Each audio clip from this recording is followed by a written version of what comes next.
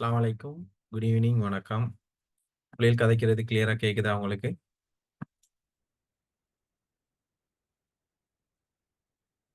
Okay. Very good. சரி. நான் உங்களுக்கு ஆல்ரெடி மிச்ச நாளா சொல்லிக் கொண்டு வந்த ஒரு விஷயம். உங்களுக்கு ஃபைனல் ஃபைனல் செமினாருக்கு முன்னுக்கு, அதாவது எக்ஸாம் நெருங்குறதுக்கு கிட்ட மாரி, அ ஃபாஸ்ட் ரிவிஷன் எஃப்ஆர் 24, 22, 23 அப்படின்னு சொல்லி நான் ஒவ்வொரு வருஷமும் செய்றது. ஃபைனல் ப்ராஜெக்ட் ஒண்ணு. ஃபாஸ்ட் ரிவிஷன் வித் பாஸ் பேப்பரோட. அதாவது இடெக்ல பொறுத்தமட்டிலும் ஒரு பெரிய ஒரு பிரச்சனை, பேப்பர் கிளாஸ் பொதுவா எங்கேயும் யாரும் செய்ய மாட்டாங்க. உண்மையிலேயே அந்த பிரச்சனை உண்மைக்குதா இல்லையா? நீ வேணா கொஞ்சம் விசாரிச்சு பார்த்தா விளங்கும். ஃபைனல் செமினார்ன்னு செய்வாங்க. ஒரு நாளைக்குள்ள பார்ட் 1யும் பார்ட் 2 விளக்கப்படுத்தி முடிச்சுட்டு போய்க்கிட்டே இருப்பாங்க. அதுக்கு ரூ. 2000 3000 ஃபீஸ் வாங்குற ஆட்களும் இருக்காங்க. ஸோ இந்த இடத்துல நான் சொல்லப் போற விஷயம், இடெக் பேப்பர் கிளாஸ்ங்கிறது உண்மையிலேயே ரொம்ப குறைவு. அத பேஸ் பண்ணி தான் நான் 2022ல எஃப்ஆர் 22, எஃப்ஆர் 20 ஃபாஸ்ட் ரிவிஷன் 22 ஒரு ப்ராஜெக்ட் ஒண்ணு ஸ்டார்ட் பண்ணேன். FR 22, FR 23, FR 24. ஸோ இப்ப எஃப்ஆர் 24 முடிஞ்சு இப்ப எஃப்ஆர் 25 ஸ்டார்ட் பண்ண வேண்டிய ஒரு தேவை ஒண்ணு இருக்கு. அப்ப அது எப்ப ஸ்டார்ட் ஆகுது அப்படின்னு சொன்னா, ஜூன் மாதம் 15ஆம் தேதி தான் அது ஸ்டார்ட் ஆகுறதுக்கான ஏற்பாடுகள் நடந்து கொண்டிருக்குது. ஸோ அது வரைக்கும் என்ன விஷயம், உங்களுக்கு தொண்டமானார்ன்ற ஒரு விஷயம் நெறைய பேர் பயந்து போய் நிக்கிறது கூட. அப்ப அடிக்கடி என்னட்ட இப்ப என்னடா சார் 16வது கேள்வி எடுத்து வச்சிருக்காரு. லாஸ்ட் நடந்த டேர்ம் எக்ஸாம்ல 16வது நம்பர். இது 26ம் இதுக்கு ஜாயின் ஆகையிலும். சோ அது அவங்களுக்குள்ள சப்ஜெக்டும் இதுக்குள்ள இன்க்ளூட் ஆகுது. சோ 26ம் மேலும் சரியா? அப்ப நெறைய பேர் யோசிப்பீங்க. என்னடா 16ஆவது கேள்வி எடுத்துக்கிறாரு. முதல்ல அதுல இருந்து 15 பேருக்கு விட தெரியாதோ? அப்படின்னு இல்ல. நெறைய பேர் எனக்கு டவுட் கேட்ட ஒரு கேள்வி தான் இந்த 16, 17 கேள்வி. நெறைய பேர் கேட்டது. சார் இந்த 16 இந்த 2 கேள்விக்கு என்ன சார் ஆன்ஸர்? என்னமோலாம் பண்ணுது இந்த 2 கேள்வியும். அப்படிங்கிற மாரிக்கு நான் பார்த்தேன் இந்த பேப்பர. ஓப்பனா சொல்லப்போனா 2024 பாஸ் பேப்பர்ட ஹை காப்பி. அவ்வளதான். 2024 ஃபைனல் எக்ஸாம் பாஸ் பேப்பர்ட ஹை காப்பின்னு சொல்லலாம். கிட்டத்தட்ட. சரியா? அதுல மிக் மிக் மேக்ஸிமம் ஒரு காப்பி பண்ணிக்கிறாங்க ஓரளவுக்கு. சோ அந்த எப்பயுமே ஒரு கேள்விங்கிறது புதுசா கிரியேட் பண்றதுங்கிறது, அ அது ஒரு ஒரு டேலண்ட். அது மிச்சம் கஷ்டம். அது எடுக்கிறது. சோ இது உண்மைய சொல்லப்போனா ஒரு பாஸ் பேப்பர் காப்பி தான். அது மாரி சிங்கள மீடியம் மாடல் பேப்பர்ல கொஞ்சம் இருக்குது இதுக்குள்ள நெறைய. சரியா? ஓகே. இது அதேபோல சிலாக்க எனக்கு மெசேஜ் பண்ணி, "சார் இதுல 1வது கேள்விக்கு என்ன விடை வரும்?" அப்படின்னு. இதுல 1வது கேள்வியே போலடா. சோ அது நான் என்னங்கிறத நான் சொல்றேன். சோ இதுல இன்னைக்கு கொஞ்சம் கால்குலேஷன்ஸ் சம்பந்தமா, அதாவது கணக்கு சம்பந்தப்பட்ட பாடம் கொஞ்சம் நல்லா செய்வோம். இன்ஷா அல்லாஹ். சோ அத நாங்க ட்ரை பண்ணுவோம். அப்ப மிச்சம் பேருக்கு இருக்கிற பிரச்சனை, இந்த கேள்வி செஞ்சு பார்க்கணும். உண்மையிலே நீங்க இடெக்ல 100க்கு 200% படிச்சாலும், அங்கன எங்கேயும் யாரும் பாஸ் ஆக இயலாது. என்ன காரணம்? கேள்வியோட முறை விளங்கணும். உதாரணத்துக்கு, நான் உங்களுக்கு ஒரு பிராக்டிகலான ஒரு கேள்வி, ஒரு கான்செப்ட் சொல்றேன். எப்படிதான் கேள்வி செய்றத விட, அந்த கேள்வி அணுகுற முறைய பத்தி தெரிஞ்சு கொள்றது ரொம்ப முக்கியம். இல்லையா? கேள்வி செய்றதுங்கிறது முக்கியம் இல்ல. கேள்வி அணுகுற முறை இது.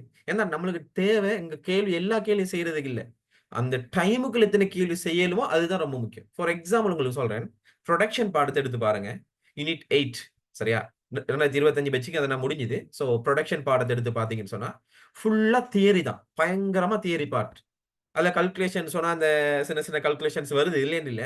ஆனா ஃபுல் தியரி பார்ட் தான். அந்த ஒரு ஒரு இயந்திரங்கள்ட தொழிற்பாடு சம்பந்தமான விஷயத்த நாங்க கன்சிடர் பண்ணியே ஆகணும். ஆனா அந்த புரொடக்ஷன் தியரி நோட்ஸ் படிக்கிறதுக்கும், பாஸ்ட் பேப்பர் செய்றதுக்கும் டோட்டலி டிஃபரெண்ட். ஏன்னா என்னோட புரொடக்ஷன் பாஸ்ட் பேப்பர் கிளாஸ் வந்தாக்கள் உங்களுக்கு தெரியும். 25 பேட்ச்க்கு புரொடக்ஷன் யூனிட் முடிஞ்சோனே பாஸ்ட் பேப்பர் நான் உங்களுக்கு செஞ்சுப்பேன். இப்ப பாஸ்ட் பேப்பர் செய்யும்போது உங்களுக்கு விளங்கும் அந்த கான்செப்ட் என்ன, புரொடக்ஷன் தியரி நாலேட்ஜ் இருக்கத்தான் வேணும். ஆனா தியரி ஃபுல்லா அங்கன அப்ளை பண்ண வேண்டிய அவசியம் இல்ல. அங்க பிராக்டிகலா நாங்க கான்செப்ட் அப்ளை பண்ண வேண்டி வரும். அந்த மாரி தான். அப்ப கேள்விங்கிறது பிள்ளைகள் பாடத்தில இருக்கிறத அப்படியே காப்பி பண்ணி வாரதுக்கு இல்ல. கேள்விகள் இருக்கிற பிசிக்ஸ் ரிலேட்டட் பண்ணி, இல்லையா?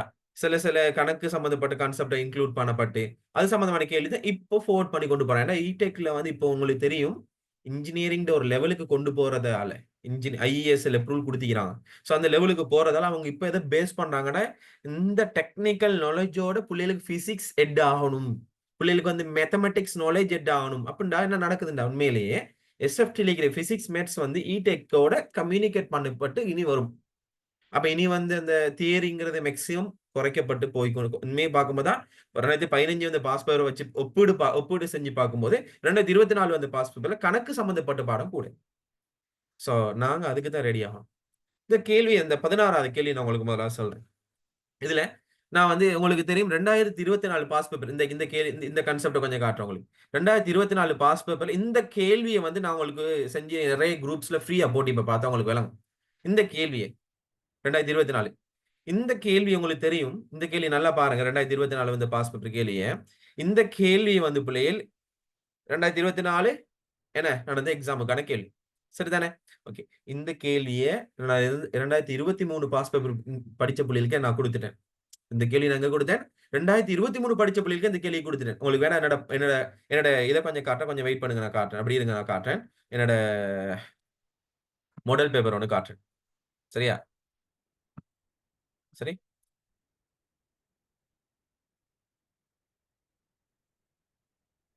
லைவா நான் எடுத்து காட்டுறேன். என்னோட மாடல் 2023 யுஎஃப்எஸ் அல்ட்ரா ஃபைனல் செமினாரோட ஃபைனல் பேப்பர்.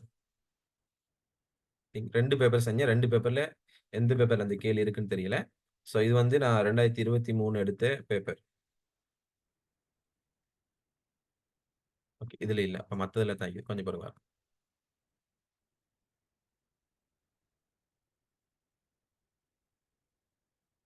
ஓகே. சோ இந்த கேள்விய பாருங்க. நான் ஏன் சொல்றேன் அப்டின்னா, இந்த கேள்விங்கிறது சரியான முறையில நம்ம அத சரியா விளங்கி எடுக்கணும். சும்மா நெனச்ச மாரிக்கெல்லாம் கேள்வி சொல்லி போட்டு, இத நான் பிரெடிக்ட் பண்றேன், இத நான் கெஸ் பண்றேன் அப்டின்லாம் சும்மா சொல்லிறாது இல்லையா? இந்த கேள்விய பாருங்க. இந்த மாரி ஒரு கேள்வி நான் எப்ப குடுத்திருந்தேன்? 2023 பேட்ச்க்கும் 2024 பேட்ச் எக்ஸாம் செய்யும் முன்னுக்கு நான் குடுத்த கேள்வி. இந்த கேள்விய பார்த்தா உங்களுக்கு விளங்கும். சோ இந்த கேள்விய நல்லா பாருங்க. இது வந்து நான் ப்ரொடெக்ட் பண்ணி, இந்த மாரி ஒரு கேள்வி எடுத்தா நல்லோம் அப்டின்ற ஒரு கான்செப்ட்ட சைக்கிள் பெடல் பண்றது, அத வச்சு வீல் உருவாக்குறது, அத வந்து நான் ஒரு கால்குலேஷன் கேள்வி கொண்டு வந்தேன்.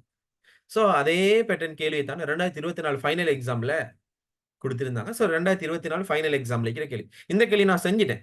இது ஒரு பெரிய ஒரு கால்குலேஷன் கேள்வி. சின்ன கேள்வி இல்ல. ஒரு பெரிய ஒரு கால்குலேஷன் இன்க்ளூட் பண்ணப்பட்ட கேள்வி. இந்த பாஸ் பேப்பர்ல இருக்கிற ஆன்சர் பேட்டர்ன் வந்து கொஞ்சம் வேற மாரி இருக்கிறதால, இந்த முறை இல்லாம எனக்குன்னு ஒரு முறை இருக்கு. அந்த முறையில என்னோட பிள்ளைகளுக்கு நான் விளக்கப்படுத்தி ரெக்கார்டிங் போட்டுக்கிறேன். சோ உங்களுக்கு வேணும்னா என்னோட நம்பருக்கு மெசேஜ் பண்ணுங்க. நான் உங்களுக்கு தாரேன். இந்த கேள்வி செஞ்ச ரெக்கார்டிங் என்கிட்ட இருக்கு. சரி.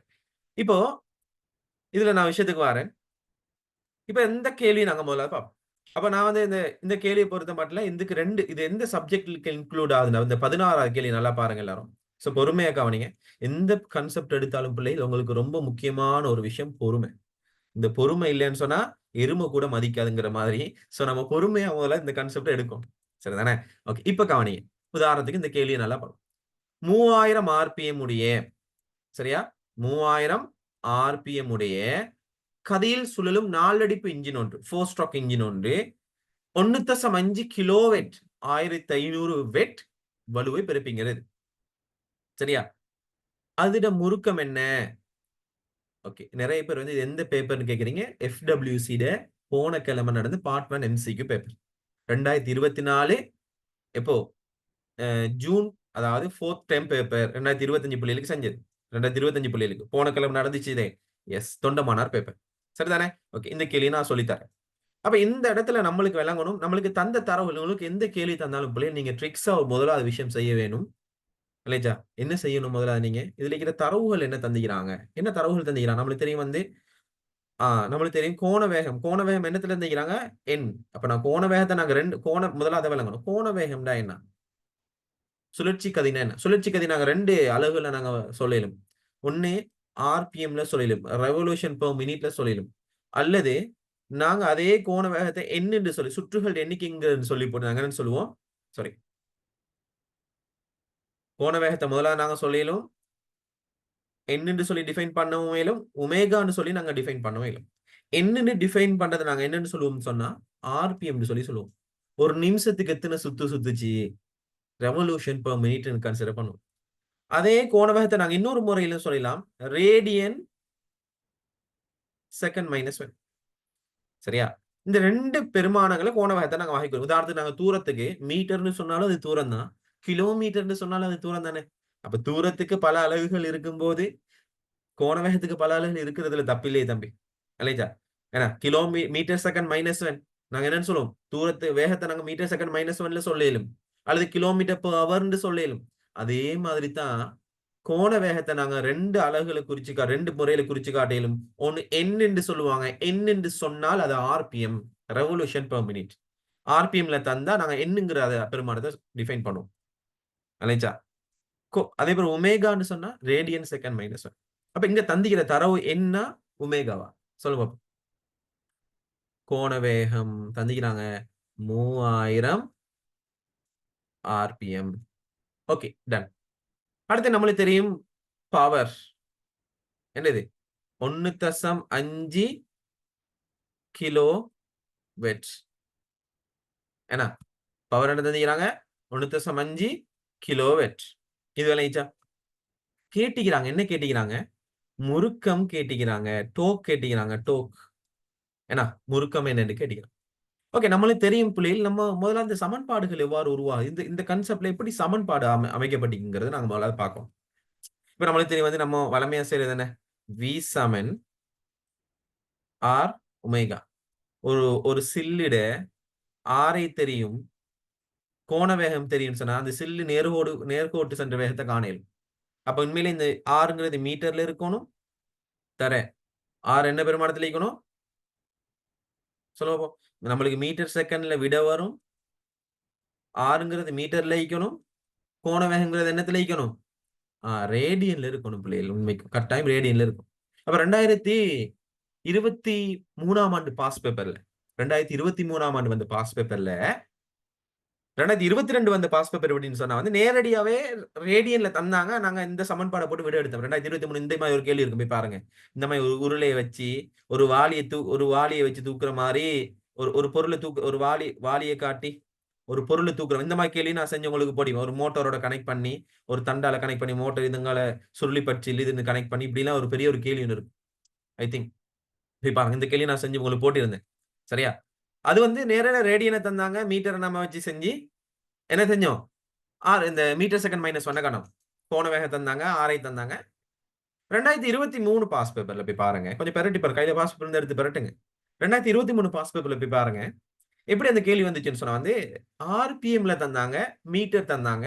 அப்ப உண்மையிலே இந்த இடத்துல ஆர்பிஎம் நாங்க நேரடியா அப்ளை பண்ண இயலாது. அப்ப நம்மளுக்கு என்ன தேவைன்னு வந்துச்சு? ஆர்பிஎம் நாங்க ரேடியனுக்கு மாத்த வேண்டிய தேவைன்னு வந்துச்சு. ரேடியன் செகண்ட் -1க்கு மாத்த வேண்டிய தேவைன்னு வந்துச்சு. அது எப்படி செய்யறதுங்கிறது நான் வந்து போட்டிருந்தேன். அப்படி உங்களுக்கு தேவைன்னு சொன்னா எனக்கு மெசேஜ் பண்ணுங்க. உங்களோட நம்பர் நான் கடைசியில தரேன். என்னோட நம்பர் கடைசியில தரேன். இல்லாட்டி நீங்க இந்த பாக்குற இந்த போட்டோல என்னோட நம்பர் கீழே இருக்கும், சைடுல இந்த போஸ்டர்ல இருக்கும் பாருங்க. எனிவே சரியா? நீங்க பாருங்க. உங்களுக்கு வந்து இந்த ரெக்கார்டிங் நான் தரேன். ஃப்ரீயா தான் நான் கொடுத்திக்கிறேன் அந்த ரெக்கார்டிங்லாம். சரியா? கேள்வி செஞ்சேன். இந்த கேள்வி எல்லாம் செஞ்சு போட்டிக்கிறேன். நிறைய பேர் பாக்குற இல்ல கமெண்ட் குரூப்ல வந்தோடனே நிறைய ரெக்கார்டிங் வருதுன்னு சொல்லி கேர்லெஸ்ஸா விட்டுறாங்க. ஓகே, இப்ப இது ஒரு சமன்பாடு. என்னது? ஒன்னு V சமன் R ஒமேகா. இந்த மாதிரி ஒரு சமன்பாடு நம்ம கோண வேகத்தை காண்றதுக்காக நேர்கோட்டு வேகத்தை வச்சு கோண வேகத்தை காணலாம், அல்லது கோண வேகத்தை வச்சு நேர்கோட்டு வேகத்தை காணலாம். இந்த மாதிரி அதுக்கான நாங்க அப்ளை பண்ற ஒரு ஈக்குவேஷன். அடுத்து நம்மளுக்கு இந்த இடத்துல அடுத்த ஒரு கான்செப்ட் ஒன்று வந்துச்சு. போன வருஷம் பாஸ் பேப்பர் பேஸ் பண்ணி வந்துச்சு அப்படின்னு சொன்னா வந்து உங்களுக்கு தெரியும். இதே கோண வேகத்தை காண்றதுக்கு நாங்க வந்து நேர்கோட்டு வேகம் ஆரை தெரிஞ்சா கோண வேகம் காணலாம். இதை மாத்தி பிரதிட்டு நம்மளுக்கு தெரியுமே, ஒமேகா சமன் என்னது V/R எடுத்தாலும் கோண வேகத்தை காணலாம். இதே கோண வேகத்தை நம்ம வேற எப்படி காணலாம் சொன்னா ஒமேகா சமன் 2πf சொல்லி காணலும். இல்லையா? ஒமேகா சமன் நாங்க எப்படி காணலும்? 2πf சொல்லி காணலும். இப்போ இந்த சமன்பாடை உருவாக்கித்தான் இன்னொரு சமன்பாடு உருவாகுது அப்படின்னு சொன்னா வலு சமன் முறுக்கம் தர கோண வேகம். வலு சமன் முறுக்கம் தர கோண வேகம். இப்படி ஒரு சமன்பாடு. சரி, நம்மளுக்கு வந்து உண்மையிலேயே ஒரு கோண வேகத்தை நாங்க எடுக்கணும்னு சொன்னா ஒரு சில்லிட கோண வேகத்தை நாங்க எடுக்கணும்னு சொன்னா நம்மளுக்கு தெரியும் அது 2πf மீடியர 4 பெருக்கணும். இப்ப இந்த இடத்துல இந்த சமன்பாடு, அதாவது ஒமேகா சமன் 2πfங்கிறது சமன்பாடு ஆர்பிஎம் சார்புல மாத்துறேன்னா நாங்க எப்படி மாத்தலாம்? எப்படி மாத்தலாம்? ஆர்பிஎம் தந்தா நாங்க அது 2π n/60 மீடி 2 என்ன? மீடி 2 அர்த்தம் என்ன சொல்லுங்க பாப்போம். மீடி 2 அர்த்தம் என்ன? நம்மளுக்கு தெரியும் ஒரு செகண்டுக்கு எத்தனை தடவை சுத்திக்குதோ அதைத்தான் நாங்க மீடி 2 சொல்லுவோம். சும்மா சொல்றேன். இந்த 3000 ஆர்பிஎம் சொன்னா 3000 ஆர்பிஎம் சொன்னா ஒரு நிமிஷத்துக்கு வந்து 3000 தடவை சுத்திதான். அப்படின்னா ஒரு செகண்டுக்கு எத்தனை தடவை சுத்திக்குது சொல்லுங்க பாப்போம். ஒரு செகண்டுக்கு எத்தனை தடவை சுத்திக்குது? அப்ப நாங்க 60ஆல பிரிப்போம் இல்லையா? 60ஆல பிரிச்சா நம்மளுக்கு என்ன கிடைக்கும்? 50 நாங்க அப்ப ஒரு செகண்டுக்கு 50 ரெவல்யூஷன் பெர் செகண்ட் சொல்லி நாங்க சொல்லுவோம். ஆர்பிஎஸ் சொல்றேன் இல்ல, உங்களுக்கு சும்மா விளங்கத்துக்காக சொல்றேன். அப்ப உண்மையில அந்த கிரேங்க் ஷாஃப்ட் ஒரு செகண்டுக்கு 50 தடவை சுத்திக்குது. ஒரு செகண்டுக்கு 50 தடவை சுத்த போய்தான் ஒரு நிமிஷத்துக்கு 3000 தடவை சுத்திக்குது. அப்ப நம்மளுக்கு இந்த இடத்துல நாங்க ஃபைனலா இதெல்லாம் வச்சு ஒரு கேள்வி நாங்க எழுப்பலாம். உதாரணத்துக்கு நம்மளுக்கு இந்த இடத்துல பி தந்திருக்காங்க, டோக் தந்துக்கிறாங்க. இந்த இடத்துல நிறைய பேர் என்ன செஞ்சிருக்காங்கன்னு சொன்னா பி சமன் டோக் ஒமேகா ஒமேகாங்கிற இதை அப்ளை பண்ணிக்கிறாங்க. உண்மையில இந்த சமன்பாடுல நாங்க என்ன அப்ளை பண்ணல அது ஒமேகா அப்ளை இந்த சமன்பாடுல ஒமேகாவா நம்ம என்ன நம்மளுக்கு கன்சிடர் பண்ணப்படுகிறது ஒமேகா இல்ல என்னது ஆர்பிஎம் ரேடியன் செகண்ட் -1ல இந்த இடத்துல அப்ளை பண்ணப்படுகிறதுன்னு ஆர்பிஎம் ரெவல்யூஷன் பெர் மினிட். அப்ப நாங்க இந்த இடத்துல ஒரு சமன்பாடு உருவாக்கியும் பி சமன் சரியா 2 பை என் டி ஓவர் 60 இந்த ஒரு சமன்பாடை நாங்க முன்வைக்கிறோம். இந்த இடத்துல இதான் சமன்பாடு. இது எப்படி வந்துச்சுங்கிறது நான் இவ்வளவு நேரம் காட்சிட்டேன். நாங்க இவ்வளவு நாள் 2022ல வி சமன் ஆர் ஒமேகாவோட அந்த கேள்வி ஒரு கேள்வி முடிச்சிட்டோம் எம்சிக்யூல. 2023ஓட வி சமன் ஆர் ஒமேகால ஒமேகாக்கு பதிலாக நாங்க என்ன செய்ய வேண்டி வந்துச்சு ஒமேகா சமன் 2 பை எஃப் அந்த இதை போட்டு பெருதிட்டு திரும்ப ஒமேகா அதை அப்ளை பண்ணி கொண்டு வந்துச்சு. இப்போ வர கேள்வி இப்படி வந்து இது தொண்டமானால போட்டிக்கிறான். இது ஒரு பாஸ் பேப்பர் கேள்வி வந்த கேள்வி தான். நீங்க நினைக்க கூடாது தொண்டமானால புதுசா போட்டிக்கிறான்னு சொல்லி பாஸ் பேப்பர் கேள்வி தான் அவங்க மாத்தி போட்டிக்கிறான் அவ்வளவுதான். சரியா? அப்ப உண்மையிலேயே வலு தாராங்க, சுற்றுகள் எண்ணிக்கை தாராங்க, அதே போல முறுக்கம் தாராங்க அப்படின்னு சொன்னா நாங்க என்ன செய்யணும்? இந்த இடத்துல நம்ம இந்த முறுக்கம் தந்து சுற்றுகள் எண்ணிக்கை தான் வலுவு காணல. இப்ப இந்த இடத்துல நம்மளுக்கு என்ன தெரியணும்? நாங்க இப்ப இந்த சமன்பாடு சுருக்கும். எப்படி சுருக்கணும் யோசிச்சு பாருங்க. நம்மளுக்கு தெரியும் 1500ன்னு சொல்லி போட்டு நாங்க தசம் இல்லாம போடுவோம். சமன் 2 தர பை தர சுற்றுகள் எண்ணிக்கை என்ன 3000 ஆர்பிஎம் தர என்னன்னு தானே சொல்றாங்க 3000 ஆர்பிஎம் தர நம்மளுக்கு டோக் தான் கேள்வி கீழே 60 சொன்னீங்க அப்படி மாத்துனீங்கன்னு சொன்னா டோக் சமன் 1500 தர 60 கீழ் 2 தர பை தர 3000. இப்ப என்ன செய்யணும்? இப்ப என்ன செய்யணும் சொல்லுங்க. வெட்டி தூக்கத்தான் இதுதானா இதுல 1 மாட இதுல 2 இதையும் வெட்டுனீங்கன்னு சொன்னா நம்மளுக்கு என்ன செய்யணும்? 4ஆல சுருக்கினீங்களா 15. அப்போ 15ன் கீழ் பை நியூட்டன் மீட்டர். சரியா? அப்ப மேல இதுக்கான விட 4வது விட எப்படின்னு விளங்கிட்டா? இதுக்கான விட 4வது விட அவ்வளவுதான். சோ நல்லா விளங்கிக்கொள்ளுங்க பிள்ளை. இந்த இடத்துல என்ன நடந்துச்சு? இப்ப இதே கேள்வி இப்படி கேட்கலாம். உதாரணத்துக்கு இந்த இடத்துல ஆர்பிஎம்க்கு பதிலா அவன் ஒரு கோண வேகம் சொல்றான்னு வைங்களேன். இந்த இடத்துல சமன்பாடு எப்படி வரும்? பி சமன் 2 பை நேரடியா ஒமேகா 2 பை ஒமேகா அப்படிதான் கோண வேகம் வந்துச்சுன்னு சொன்னா இல்லையா? பி சமன் 2 பை ஒமேகா நம்ம இந்த இடத்துல நேரடியா அப்ளை பண்ணிடலாம். சரி கோண வேண்டாம் இந்த சரி பி சமன் tau omega. Okay tau omega நீங்க அப்ளை பண்ணுவீங்க. சரியா? நம்ம கோண வேகம் நேரடியா ஆர்பிஎம் தரோம் ரேடியன்ல தந்தா இந்த இடத்துல உண்மையில் இதுக்கான இது என்ன குறிக்குது? நியூட்டன் மீட்டர் குறிக்குது. இது என்னத்தை குறிக்குது? தர ரேடியன் செகண்ட் -1 குறிக்குது. இப்ப ரேடியன்ல தந்தா நாங்க நேரடியா பி சமன் டோ ஒமேகா ஒரு சமன்பாடு அப்ளை பண்ணோம். இந்த சமன்பாடு நிறைய பேர் தெரியாது பி சமன் டோ ஒமேகா. அதே போல இந்த சமன்பாடையும் ஞாபகம் வச்சுக்கணும். இதுவும் ரொம்ப முக்கியமான ஒரு சமன்பாடு தான். இந்த வருஷம் எதிர்பார்க்க போற ஒரு சமன்பாடு. சரியா? இந்த சமன்பாடை வச்சுதான் புதுவிதமான கேள்விகள் கொண்டு வரும். மலைஜன சொல்ல வாராண்டி. அப்போ இங்க தந்த கேள்வி என்னன்னா நீ ஜெனரலா விளங்கிக் கொள்ளணும். உங்களுக்கு எல்லாம் தெரிஞ்ச விஷயம் என்ன? நம்மளுக்கு இந்த இடத்துல வி சமன் ஆர் ஒமேகா வச்சு கேள்வி வந்துச்சு. ஒமேகா சமன் 2 பை எஃப் வச்சு நம்மளுக்கு கேள்வி வந்துச்சு பாஸ் பேப்பர்ல. அதே போல ஒமேகா வந்து நம்ம ஆர்பிஎம்மோட ரேடியனை ஆர்பிஎம்மோட கம்யூனிகேட் பண்ணி ஒரு கேள்வி இருக்கு. சரியா? அப்ப இந்த 2 கேள்வி இது வரைக்கும் வரல. பி சமன் டோ ஒமேகாங்கிற ஒரு கான்செப்ட் பேஸ் பண்ணி ஒரு கேள்வி வரல. பி சமன் 2 பை என்டி ஓவர் 60ங்கிற ஒரு கேள்வி சம்பந்தப்படுத்தி வரல. சோ இந்த சமன்பாடை ஞாபகம் வச்சுக்கிடுங்க.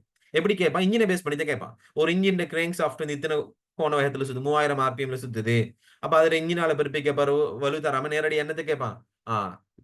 முறுக்கத்தை தந்து இதை கேட்கலாம் வலுவை கேட்கலாம் அல்லது வலுவை தந்து முறுக்கத்தை கேட்கலாம். எனிவே அது ஒன்னு கேள்வி பொறுத்து மாறும். இது விளங்கிச்சான்னு சொல்ல வரேன். கிளியரா? நான் சொல்ற விஷயம் கிளியரா இல்லையா? சோ 3000 ஆர்பிஎம் கதியில் சுழலும் 4 அடி என்ஜின் ஒன்றின் 1.5 கிலோவாட் வலுவை பிறப்பிக்கின்றது. இதன் பயப்பு முறுக்கம் எவ்வளவு? சரியா? இப்ப இந்த மாதிரி நம்மளுக்கு பயப்பு முறுக்கம் தெரியும் 15 கீழ் பை சொல்லி எடுக்கும். சரியா? இது விளங்கிக் கொள்ளுங்க. சோ இதுக்கு ஜெனரலான பி சமன் வலு சமன் 2 பை என்டிஓவை 60. கிளியர் தானே? அல்ஹம்துலில்லாஹ் எல்லாருக்கும் நல்ல கிளியர் நினைக்கிறேன். சரி. இப்ப நாங்க நிறைய பேருக்கு சும்மா தூக்கி வாரி போடுற ஒரு கேள்வி இருக்குது. என்ன கேள்வி தெரியுமா? அந்த 17வது கேள்வி. நிறைய பேரை தூக்கி வாரி போடுற ஒரு கேள்வி. ஆமாவா இல்ல உண்மையை சொல்லுங்க. இந்த 17வது கேள்வி நான் காட்டுறேன் பாருங்க. இந்த 17வது கேள்வி இன்னொரு கேள்வி என்ன செய்ய 3 கால்குலேஷன் கேள்வி இன்னைக்கு நான் செய்ய போறேன். சோ இந்த கேள்வி முதல்ல பாருங்க. 17வது கேள்வி நிறைய பேரை தூக்கி வாரி போடுறது. ஆமாவா இல்லையா? ஒத்துக்கிறீங்களா இல்லையா? சொல்லுங்க பாப்போம். 17வது கேள்வி வாசிங்க. 17வது கேள்வி வாசிங்க என்ன சொல்றாங்கன்னு. 4 அடிப்பு 4 உருளை என்ஜின் ஒன்றில் அடுத்து வரும் வலுவடிப்புக்கு நேர ஆயிடை. அடுத்து வரும் வலுவடிப்புக்கான நேர ஆயிடை என்ன? ஓகே. நேர ஆயிடை வந்து 1/40 செகண்ட் ஆகுமெனின் என்ஜினின் சுழற்சி கதி நிமிடத்திற்கு. சரிதானே? ஓகே. இப்ப நம்மளுக்கு தெரியும் நேர ஆயிடைன்னா என்ன? அடுத்து வரும் வலுவடிப்புக்கு இடையிலான நேர ஆயிடை. இப்ப நம்மளுக்கு தெரியும் முதல்ல 4 அடிப்பு 4 உருளை. கொஞ்சம் கிளீனா நாங்க அத எடுப்போம். எப்படி? கொஞ்சம் கிளீனா எடுப்போம். உதாரணத்துக்கு உங்களுக்கு தெரியும் 4 சிலிண்டர் இருக்குது. எப்படி இருக்குது? இது ஒரு சிலிண்டர், இது ஒரு சிலிண்டர், இது ஒரு சிலிண்டர், இது ஒரு சிலிண்டர். 4 அடிப்பு 4 உருளை. ஏன்னா அவங்க சொல்றது அதானே. 4 அடிப்பு 4 உருளை. 4 ஸ்ட்ரோக் 4 சிலிண்டர் என்ஜின். அப்போ 4 அடிப்பு அப்ப நம்மளுக்கு உதாரணமா சொல்லுவோமே. இந்த இடத்துல பிஸ்டன் ஆர்டர் என்ன? முதலாவது, 2வது, 3வது, 4வது 4 உருளை. சரி. இப்ப பிஸ்டன் ஆர்டர் அடிப்படையில நம்மளுக்கு என்ன தெரியும்? என்ன நடக்குது இந்த இடத்துல உண்மையிலேயே? சும்மா உங்களுக்கு கொஞ்சம் ஆழமா நான் சொல்லி தரேன். சரியா? கிரேங்க் ஷாஃப்ட் கனெக்ஷனை பத்தி நாங்க தெரியணும். கிரேங்க் ஷாஃப்ட் கனெக்ஷன் சொல்லக்கல முதலாவது பிஸ்டன் கனெக்ஷன் இப்படி மேல இருந்துன்னு சொன்னா 2வது பிஸ்டன் கனெக்ஷன் கொஞ்சம் கீழே இருக்கும். 3வது பிஸ்டனும் அதே அமைப்புல தான் கீழே இருக்கு பொதுவா. 4வது பிஸ்டன் 3வது பிஸ்டன் ஒழுங்குக்கு மேல அதே மேல இருக்கும். நமக்கு தெரியும் பிக் என் சேனல், மெயின் சேனல் ஞாபகம் இருக்கா இல்லையா தெரியா ஆட்டோமொபைல்ல. ஓகே. இப்ப இந்த பிஸ்டன் கனெக்ஷன் நம்மளுக்கு இது ரெண்டும் உயரம் டாப்ல இருந்துச்சுன்னா டிடிசி மட்டத்தில் இருந்ததுன்னு சொன்னா இவங்க 2 பேரும் பிடிசி மட்டத்தில் இருப்பாங்க. இது அதோட கட்டமைப்பு. இப்ப நாங்க ஒரு ஃபார் எக்ஸாம்பிள் உங்களுக்கு ஒரு ஃபயரிங் ஆர்டர் வச்சு சொல்றேன். ஃபார் எக்ஸாம்பிளுக்கு ஒரு ஃபயரிங் ஆர்டர் சொல்றேன். என்ன ஃபயரிங் ஆர்டர் சொல்லலாம்? 2 விதமான ஃபயரிங் ஆர்டர் இருக்கு. ஒண்ணு 1 3 4 2 முதலாவதுக்கு நடந்து அடுத்தது அப்படியே 3வதுக்கு நடந்து அதுக்கு 4வதுக்கு நடந்து 2வது நடக்கும். அல்லது 1 4 3 2ன்னு சொல்லி நாங்க சொல்லுவோம். 1 4 3 2 அந்த ஃபயரிங் ஆர்டர் ஒவ்வொரு சிலிண்டருக்கும் ஒவ்வொரு கால இடைவெளி. முதலாவதுக்கு வலுவடிப்பு நடந்தா அடுத்தது நடக்கும். 3வது நடக்கும். அடுத்தது 4வது நடக்கும். இப்ப இந்த கட்டமைப்பை நீங்க உதாரணத்துக்கு நீங்க பாக்குறீங்கன்னு சொன்னா நம்மளுக்கு லேசா சொல்லேலும் ஒரு 4 ஸ்ட்ரோக் 4 சிலிண்டர் இன்ஜின்ல ஃபார் எக்ஸாம்பிள் நல்லா கவனிங்க. கொஞ்சம் ஆழமா நான் கொஞ்சம் சொல்லி தரேன். கொஞ்சம் ஆழமா நான் போறேன். கொஞ்சம் ஆழமா எடுத்தீங்கன்னா கொஞ்சம் லேசா முடிச்சிடலாம் அந்த கான்செப்டை. ஆனா இருந்தாலும் நான் ஆழமா கொஞ்சம் சொல்லி தரேன். கொஞ்சம் எல்லாமே விளங்கணுமே. சோ அதனுக்கா இப்போ உதாரணத்துக்கு நான் சொல்றேன். ஃபயரிங் ஆர்டர் சார்ட்டை நாங்க பார்ப்போம். ஸோ உதாரணத்துக்கு நான் சொல்றேன் 1 3 4 ஒரு சார்ட்டை நான் வந்து இந்த இடத்துல எடுத்துக்கொள்றேன். சரியா? 1 3 4 சார்ட்டை நான் எடுத்துக்கொள்றேன். இப்ப நம்மளுக்கு என்ன சொல்லிடும்? முதலாவது சிலிண்டர் 0 to 180, 180 to 360, 360 to 540 ஒரு அடிப்போட கோணப்பாகம் என்ன? அப்புறம் 540 to 720. நம்மளுக்கு தெரியும் முதலாவது, 2வது, 3வது, 4வது. நம்மளுக்கு இங்க கான்செப்ட் என்ன? முதலாவது அடிப்புல முதலாவதுக்கே பவர் நடக்கும். 2வது அடிப்புல இது முதலாவது அடிப்பு, 2வது அடிப்பு, இது 3வது அடிப்பு, 4வது அடிப்பு. ஏன்னா அடுத்த 2வது அடிப்புல 3வதுக்கு பவர் நடக்கும். 3வதுக்கு பவர் நடக்கும். அடுத்து 3வது அடிப்புல 4வதுக்கு பவர் நடக்கும். 5வது அடிப்புல 6வதுக்கு சாரி 2வதுக்கு பவர் நடக்கும். முதலாவது அடிப்பு முதலாவது பவர் நடந்து அடுத்து என்ன நடக்கும்? அடுத்தது நடக்கும் சொல்லுங்க. பவருக்கு அடுத்தது என்ன ஸ்ட்ரோக்? எக்ஸாஸ்ட் தானே. எக்ஸாஸ்ட்க்கு அடுத்ததா சக்ஷன் கம்ப்ரஷர். பவருக்கு அடுத்ததா மேல exhaust suction compressor. Exhaust suction compressor. Exhaust suction compressor. இந்த மாதிரி நடக்கும். அப்ப நான் உங்களுக்கு லேசா சொல்லி இந்த புத்லம் எஜுகேஷன் சயின்ஸ் காலேஜ்னு சொல்லி லேசா போட சொல்லி பிஎஸ்இன்னு சொல்லி இந்த பி புட்லம் எஜுகேஷன் சயின்ஸ் காலேஜ். பில முடிஞ்ச புட்லம் எஜுகேஷன் சயின்ஸ் காலேஜ். சும்மா லேசா பாடமாக்குறது இந்த ஒரு ட்ரிக்ஸை சொல்லி தந்தேன். என்னோட ஆட்டோமொபைல் படிச்சாங்களுக்கு விளங்கிக்கும் நான் சொல்றது என்னன்னு. அப்ப இந்த மாதிரி தான் நடக்கும் உண்மையிலே. அப்ப அவங்க என்ன தெரியுமா சொல்றாங்க? இப்ப இந்த இடத்துல அவங்க சொல்ல வர விஷயம் என்ன தெரியுமா? முதலாவதுக்கு வலுவடிப்பு நடந்துச்சுன்னு சொன்னா அடுத்த அடிப்பு என்ன? அடுத்த அடிப்பு என்ன? அடுத்து 3வதுக்கு வலுவடிப்பு நடக்கும். அப்ப உண்மையிலேயே அதுக்கு இடையிலான கோண வீச்சு என்ன? முதலாவது அடிப்பு நடந்து அடுத்த அடிப்பு நடக்குது ஒரு ஸ்ட்ரோக். அதாவது இவங்க சொல்ல வராங்க சோட்டா ஒரு அடிப்பு முடிஞ்சு அடுத்த அடிப்பு அந்த ஸ்டீல் அப்போ ஒரு முதலாவது சிலிண்டர் பவர் ஸ்ட்ரோக் முடிஞ்சா அடுத்த பவர் ஸ்ட்ரோக் அடுத்த அடிப்புல தானே நடக்கும். அடுத்து ஏதாவது பிஸ்டன்ல நடக்கும். அப்ப இந்த ஃபயரிங் ஆர்டர் பண்ணி பார்க்கும்போது 3வது சிலிண்டர்ல நடக்குது. அப்ப 1க்கு நடந்து அடுத்த அடிப்புல 3வது சிலிண்டருக்கு பவர் நடக்கும். அடுத்த அடிப்புல 4வது சிலிண்டர் நடக்கும். அடுத்த அடிப்புல 2வது சிலிண்டர் நடக்கும். 1, 3, 4, 2. அப்ப ஏதோ ஒரு வகையில, ஏதோ ஒரு அமைப்புல இந்த கிரேங்க் ஷாஃப்ட்க்கு ஏதோ ஒவ்வொரு அடிப்பின் போது இப்ப சைஃபர் தொடக்கம் 180 பாகையில 1வது சிலிண்டர்ல நடக்கிறதால, அந்த கிரேங்க் ஷாஃப்ட் அந்த டைம் அது 1வது சிலிண்டர் பூஸ்ட் பண்ணும். அடுத்து 3வது சிலிண்டர் நடக்கும். 2வது அடிப்புல. 3வது அடிப்புல 4வது சிலிண்டர் பூஸ்ட் பண்ணி குடுக்கும். அந்த 4வது அடிப்புல 2வது சிலிண்டர் பூஸ்ட் பண்ணிக்கும். இந்த மாரி ஒவ்வொரு அடிப்பின் போது ஏதாவது ஒரு பிஸ்டன் ஏதாவது ஒரு வழிவடிப்ப மாறி, மாறி நடக்கும்போது, கிரேங்க் ஷாஃப்ட் ஏதோ ஒரு வகையில தள்ளப்பட்டு கொண்டு ஊந்தப்பட்டு கொண்டு இருக்குமா இல்லையா? கிரேங்க் ஷாஃப்ட் ஏதோ ஒரு வகையில பவர் கிடைச்சுக்கிட்டு இருக்குமா இல்லையா? யோசிச்சு பாருங்க. ஆமாவா இல்லையா? கிரேங்க் ஷாஃப்ட்க்கு ஏதோ ஒரு வகையில பவர் கிடைக்கும். ஏன்? ஒ எல்லாத்துக்குமே ஒரே நேரத்துல வலுவடிப்பு நடந்தா, இன்ஜின் பவர் இல்லாம போயிரும். நான் உங்களுக்கு ஃபார் எக்ஸாம்பிள் ஒரு ஒரு கதை ஒண்ணு சொல்றேன். ஒரு பெரிய ஒரு குழிய வெட்ட வச்சுக்கிறேன். பெரிய ஒரு குழி நான் சொல்றேன் ஒரு 4 பேர வேலைக்கு வச்சுக்கிறேன். இந்த 4 பேர்ட்ட ஒரு டாஸ்க் குடுக்குறேன். 4 பேருக்கு 4 மம்பட்டி குடுக்குறேன். 4 பேர்ட்டயும் சொல்றேன், நீங்க 2 நாள் தொடர்ந்து இந்த வேலைய செய்யணும். நீங்க எல்லாரும் 2 நாள் தொடர்ந்து வேலை செய்யணும். வேலை நின்டுச்சுன்னு சொன்னா, நான் உங்கள வந்து சம்பளம் தர மாட்டேன்னு சொல்றேன். இப்ப 4 பேரும் ஒரே நேரத்துல கிடங்க வெட்டுறாங்க. 4 பேரும் ஒரே நேரத்துல அந்த குழிய வெட்டும்போது, என்ன நடக்கும்? 2 நாள் வேலை செய்வாங்க, 2 ஹவர் வேலை செய்வாங்க. 4 பேரும் ஒரு 2 ஹவர்லயே, "ஆமா கழிக்குது" அப்படின்னு விட்டுருவானுங்க. இதே 4 பேர், "நீ 2 ஹவர் செய். அடுத்த 2 ஹவர் நான் செய்றேன். அடுத்த 2 ஹவர் நான் செய்றேன். அடுத்த 2 ஹவர் நான் செய்றேன். அதுக்கு அடுத்து வர 2 ஹவர் நான் செய்றேன்." இப்படி அவங்களுக்குள்ளே உண்மை டாஸ்க் என்ன? 2 நாளைக்கு இந்த வேலை தொடர்ந்து நடக்கணும். எல்லாரும் தொடர்ந்து செய்யணும்னு சொல்லலையே. 2 நாளைக்கு வேலை தொடர்ந்து நடக்கணும்னு தான் அவங்க சொல்லிக்கிறாங்க. அப்போ எல்லாரும் வேலை செய்யுங்கன்னு சொல்லல. அப்ப நம்ம அந்த இடத்துல அவங்க அவங்க அந்த ட்ரிக்ஸ யூஸ் பண்ணணும் எப்படி? ஒவ்வொருத்தனும் வேற வேற டைமிங்ல டைம் வச்சு செய்யக்குள்ள, அந்த இடத்துல மத்தாக்கு ரெஸ்ட் எடுத்த மாரிக்கும். அந்த இடத்துல ஏதோ ஒரு வகையில அந்த வேலை நடந்து கொண்டே இருக்கும். இதே மாதிரி தான் இன்ஜின்ல எல்லாமே முதலாவது அடிப்பிலே 4 பிஸ்டனுமே வலுவடிப்பு நடந்துச்சுன்னு சொன்னா, இன்ஜின் பூஸ்ட் ஆயி டவுன் ஆகும். பூஸ்ட் ஆகி டவுன் ஆகும். இன்ஜின்ல இந்த பிக்கப் ஈக்காது. ஏன்னா 4 பிஸ்டன் ஒரே நேரத்துல கம்ப்ரஸ் பண்ணக்குள்ள இன்ஜின் அந்த இந்த பவர் நல்லாவே குறையும். அதனால தான் என்ன தெரியுமா செய்றாங்க? 4 பிஸ்டனுக்கு வேற வேற ஒழுங்குல ஃபயரிங் ஆர்டர் குடுக்குறாங்க. இப்ப 4 பிஸ்டனுக்கு வேற வேற ஃபயரிங் ஆர்டர் குடுக்கும்போது, 4 பிஸ்டனும் வேற வேற நேரத்துல நடக்கிறதால, ஏதோ ஒரு வகையில, ஏதோ ஒரு அமைப்புல அந்த கிரேங்க் ஷாஃப்ட்க்கு வலு கிடைச்சுக்கிட்டே இருக்குமா இல்லையா? ஒத்துக்கிறீங்களா இல்லையா? இது உண்மைதான் இல்லையான்ட்டு. இதான் காரணம். இந்த ஃபயரிங் ஆர்டருக்கான முழுமையான காரணம் இதான். அப்ப உண்மையிலே இத நீங்க விளங்கணும் என்ன தெரியுமா?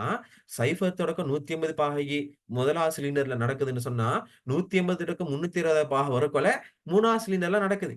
அப்ப இந்த இடத்துல என்ன நடக்குது? ஒரு அடிப்புங்கிறது என்ன? டிடிசிலேருந்து பிடிசிக்கு போறது. அதாவது பிடிசிலேருந்து டிடிசிக்கு வர இந்த அமைப்பு தானே. டிடிசிலேருந்து பிடிசி நோக்கி வந்தாலும் அது ஒரு அடிப்பு.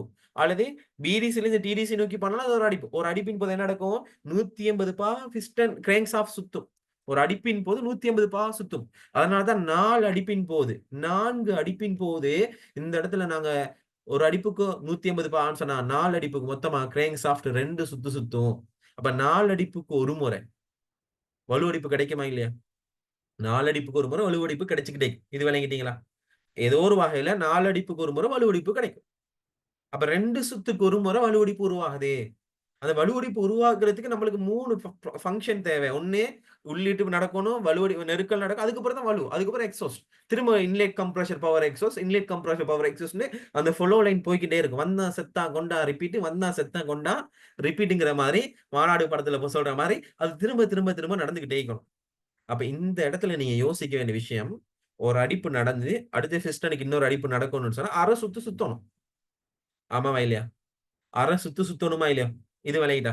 ஒரு ஸ்ட்ரோக் ஒரு அடுத்த ஸ்ட்ரோக் தானே ஒரே அடிப்புல இப்ப முதலாவது சைபத்தோடக்கு 180 பாகையில 2 பிஸ்டனுக்கு வலுவடிப்பு நடக்கலே. அடுத்த அடிப்பு அடுத்த 180வது பாகையில தான் நடக்குது. அடுத்த பவர் ஸ்ட்ரோக். அப்போ ஒரு கிரேங்க் ஷாஃப்ட்ல இந்த 4 அடிப்பு 4 உருளை என்ஜின்கள்ல ஒவ்வொரு அடிப்புக்கும் போது ஏதோ ஒரு பிஸ்டனுக்கு ஏதோ ஒரு வகையில பவர் கிடைச்சுக்கிட்டே இருக்கு. இது விளங்கிட்டீங்களா? இந்த கிரேங்க் ஷாஃப்ட்ல இந்த 4 அடிப்பு 4 உருளை என்ஜின்கள்ல ஏதோ ஏதோ ஏதோ ஒவ்வொரு அடிப்பிலயும் ஏதோ ஒரு பிஸ்டன் வலு குடுத்துக்கிட்டே இருக்கு. ஒவ்வொரு அரை சுத்துக்கு ஒரு தடவ வலுவடிப்பு நடந்துகிட்டு இருக்குமா இல்லையா? ஒத்துக்கிட்டீங்களா இல்லையா? கலிஜா. இப்ப இங்க நாங்க யோசிக்கணும். இப்பதான் நாங்க வந்து நம்மோட குமார வச்சு வேலைய வாங்கணும். அதாவது நம்மோட மூளைய யோசிக்க வேண்டிய ஒரு விஷயம். இப்ப கவனிங்க. இப்போ இவங்க என்ன தெரியுமா சொல்றாங்க? என்ன சொல்றாங்க? இவங்க சொல்றாங்க, 1 கீழ் 40 செகண்ட் எடுக்குதாம். என்னத்துக்கு? முதலாவதுக்கு நடந்து அடுத்தது 3வதுக்கு தான ஆர்டர். 3வதுக்கு நடக்கிறதுக்கு 40. அப்ப உண்மையிலேயே முதலாவதுக்கு நடந்து 3வது உண்மையிலேயே இது எத்தனை பாக டிகிரி டோட்டலா 180 டிகிரி 180 பாக சுத்துறதுக்கு அப்படித்தானே? நேர ஆயிடேன்னு சொன்னா அதுக்கும் இதுக்கும் இடையிலான நேர இடைவெளி. நீங்க வந்து மீடியன் நீங்க படிச்சிருப்பீங்க. எங்க படிச்சிருப்பீங்கன்னு சொன்னா, மீடியன் ஒரு பாடம் படிச்சிருப்பீங்க. அதே போல வந்து அலையம்ன்னு சொல்லி ஒண்ணு படிச்சிருப்பீங்க. மீடியன்னு சொன்னா என்ன? ஒரு செகண்ட்ல எத்தனை தடவை நடக்குதோ அத நாங்க மீடியன்னு சொல்லுவோம். அலையம்ன்னா என்ன? என்ன? அவத்தை கோணம் சொல்லி நாங்க எலக்ட்ரிக்கல்ல படிச்சோம். செகண்ட் எலக்ட்ரிக்கல்ல திரும்ப வருது. சரியா? அப்ப இந்த இடத்துல நாங்க விளங்கணும். இது ஒரு செகண்டுக்கு எத்தனை நடக்கும்? உண்மையிலே ஒரு செகண்டுக்கு வந்து இந்த இடத்துல பார்த்தீங்கன்னு சொன்னா, இந்த இடத்துல 1/40ங்கிறது ஒரு 180 பாகைக்கு எடுக்கிற டைம். 1/40 செகண்ட் ஒரு 180 பாகை சுத்துறதுக்கு எடுக்கிற டைம். விளங்கிச்சா? 1/40 செகண்ட் எடுக்குதாம் 180 பாகை சுத்துறது. இது விளங்கிட்டா? ஏன்னா ஒரு அடிப்பு நடந்து அடுத்த அடிப்புக்கு இடையிலான நேர வீச்சு தானே. அந்த ஒரு அடிப்பு நடந்து அடுத்த அடிப்பு நடக்கிறதுக்கு 180 பாகை கிராங்க் ஷாஃப்ட் சுத்தினா தான் அடுத்த அடிப்பு உருவாகும். அப்போ 180 பாகை இல்ல 180 பாகை வீச்சு உருவாக்குறதுக்கு 180 பாகை சுழல்றதுக்கு 1/40 செகண்ட் எடுக்குங்கிறத அவங்க சொல்லாம சொல்றாங்க. இந்த கேள்வியில அதான் கான்செப்ட். அப்போ இங்க கவனிங்க. இப்ப நாங்க இத என்ன செய்யணும்?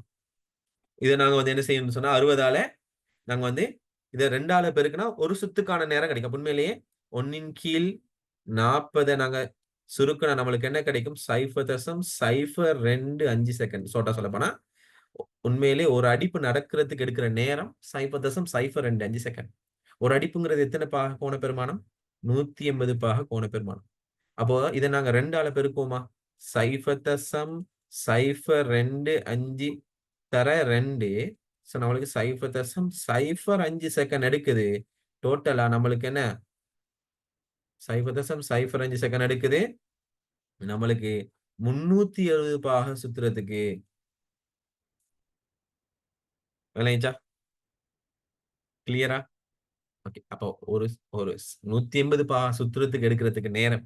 அததான் அவன் மேல கேள்வியில சொல்றான். 4 அடிப்பு 4 உருள எஞ்சின் ஒன்றில் அடுத்து வரும் வலு அடுப்பிற்கான நேர ஆயிடை 1/40 செகண்ட் ஆகும் எனின் என்ஜினின் சுழற்சி கதை நிமிடத்திற்கு அப்ப இன்ஜின் ஒரு நிமிஷத்துக்கு எத்தனை சுத்து சுத்துன்னு கேட்கறான். அப்ப அவன் தந்த தரவு அடிப்படை வச்சு பார்க்கும்போது இன்ஜின் ஒரு அடிப்பு நடந்து அடுத்த அடிப்பு நடக்கிறதுக்கு எவ்வளவு கோண பெருமானம் சுத்தணும்? ஒரு அடிப்பு நடக்கணும். ஒரு அடிப்புக்கு அடுத்த அடிப்புக்கு இடையிலான கோண பெருமானம் எவ்வளவு? இங்க நடந்துட்டு அடுத்து இங்க நடக்கிறதுக்கு எவ்வளவு நேரம் டியூரேஷன் எடுக்குது டோட்டலா நீங்க பாத்தீங்கன்னு சொன்னா 180ல இருந்து 320. இப்ப உண்மையிலேயே சாதாரண சொல்ல போனா ஒரு அடிப்புக்கு இடையிலான கோண பெருமானம் எவ்வளவு? 180 பாகை. அப்ப 180 சுத்துறதுக்கு அது எவ்வளவு நேரம் எடுக்குது? 0.025 செகண்ட் எடுக்குது. அப்போ ஒரு சுத்து சுத்துறதுக்கு எவ்வளவு நேரம் எடுக்கும்? 0.025 செகண்ட் நாங்க 2ஆல பெருக்குனா 0.05 செகண்ட் எடுக்கும் 320 சுத்துறதுக்கு. இப்போ ஒரு சுற்று சுற்றுறதுக்கு 0.05 செகண்ட் எடுக்குதுன்னு சொன்னா அப்ப நாங்க உண்மையிலேயே இத நாங்க 60ஆல 0.05 செகண்ட் நாங்க பிரிச்சா ஒரு நிமிஷத்துக்கு 60 செகண்ட் தானடா. அப்போ நம்ம ரெவல்யூஷன் பெர் மினிட் தானே ஆர்பிஎம் ரெவல்யூஷன் பெர் மினிட். அப்ப 60ஆல 0.025 செகண்ட் எடுத்தா ரெவல்யூஷன் பெர் மினிட் ஒரு நிமிஷத்துக்கான சுற்றுகள் எண்ணிக்கை. ஒரு சுத்து சுத்துறதுக்கு 0.05 செகண்ட் சொன்னால் 60 செகண்டுக்கு எவ்வளவு இல்லையா? ஓகே. இப்ப நாங்க 0.05 60ஆல பிரிச்சா நம்மளுக்கு எவ்வளவு வரும் கிட்டத்தட்ட? நாங்க செஞ்சு வச்சுக்கிறேன். உங்களுக்கு கிட்டத்தட்ட எவ்வளவு வருதுன்னு சொன்னா 1200 ஆர்பிஎம் வருது. 1200 ஆர்பிஎம். அப்ப உண்மையிலேயே அந்த இன்ஜின் 1200 ஆர்பிஎம்ல சுத்தி கொண்டிருக்குது. விளங்கிச்சா? ஓகே. என்ன நினைக்கிறீங்க இந்த கேள்வியை பத்தி? இல்லாட்டி ஏதாவது டவுட் இருக்குதா கேளுங்க அவசரமா.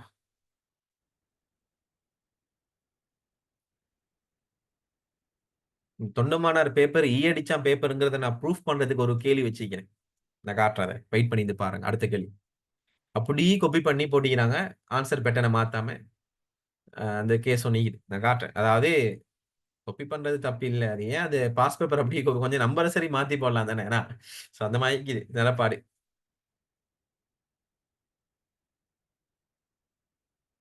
ஓகே. நான் திரும்ப கதைக்கிறேன். திரும்ப சொல்றேன். நல்லா கவனிங்க. இப்போ ஒரு 4 ஸ்ட்ரோக் 4 சிலிண்டர் இங்க.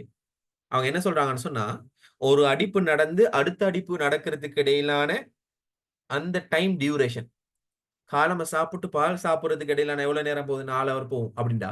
அதே மாதிரி தான். ஒரு அடிப்பு ஒரு ஃபிஸ்டண்ட் அடிப்பு நடந்து அடுத்த ஃபிஸ்டண்ட் அடிப்பு நடக்கிறதுக்கு எவ்வளவு நேரம் ஆகும்? கிட்டத்தட்ட 1/40 செகண்ட். அதாவது 0.025 செகண்ட்.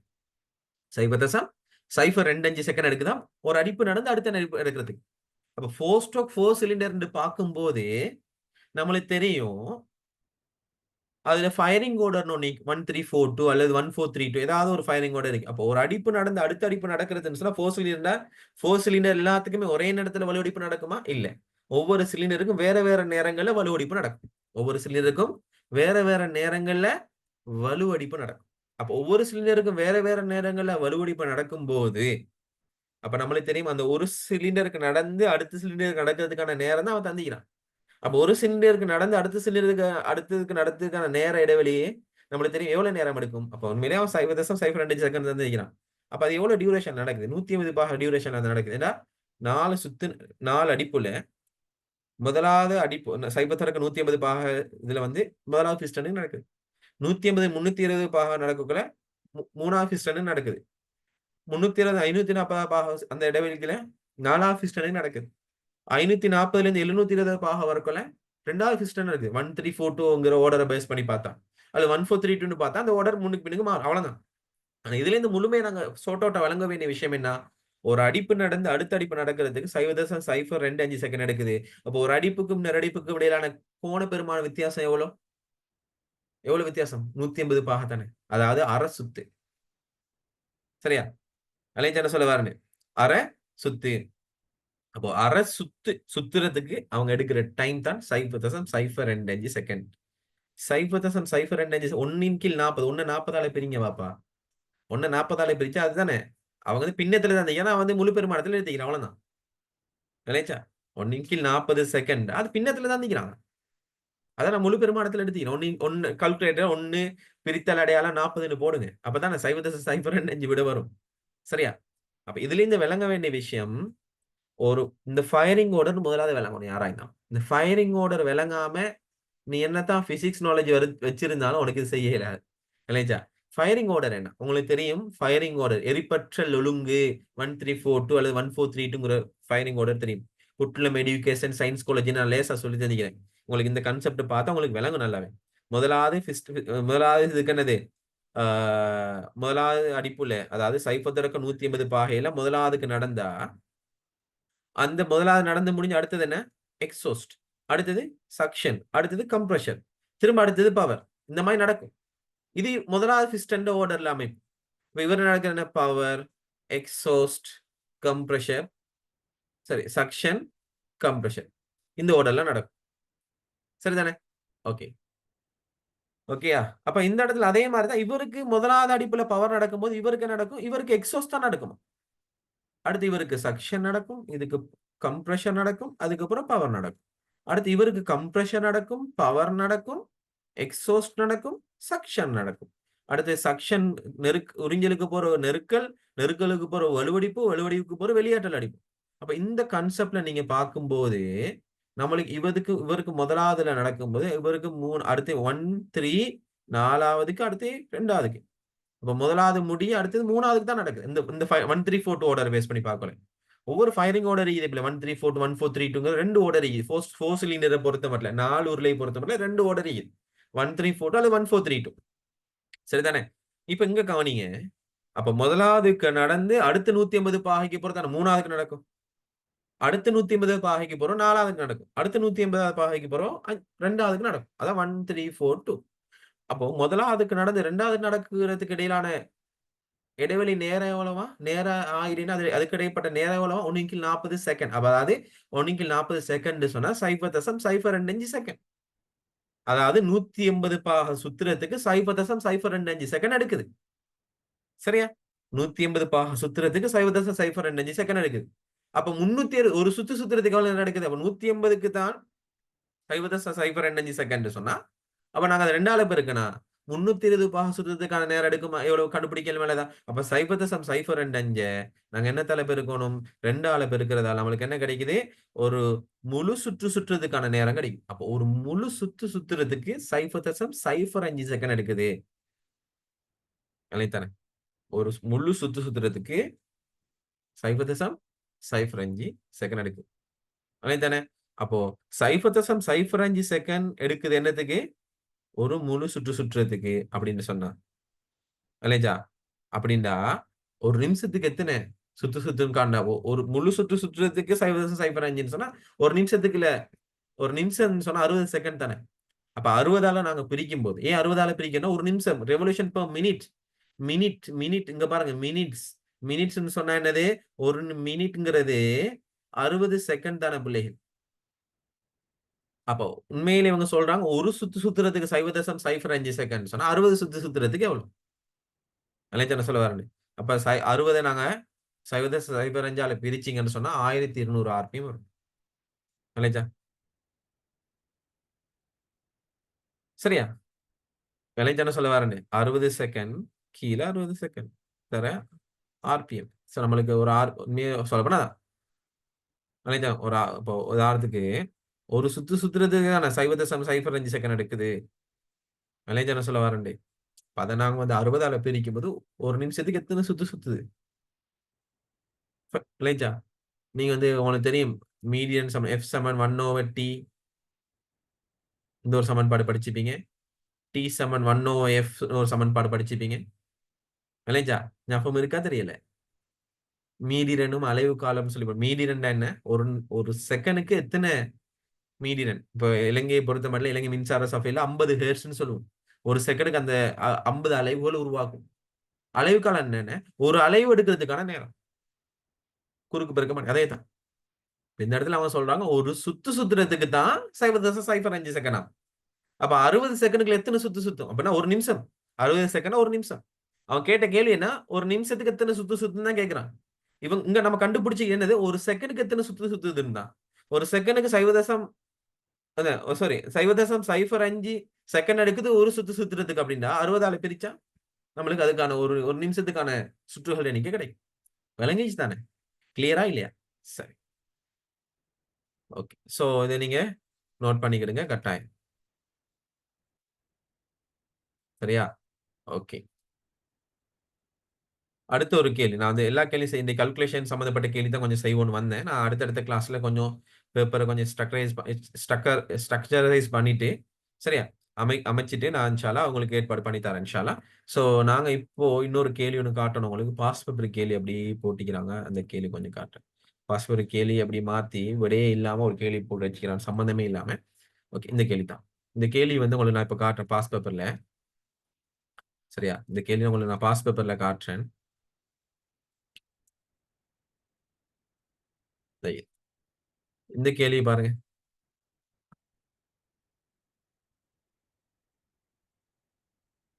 எஸ். அதே கேள்வி.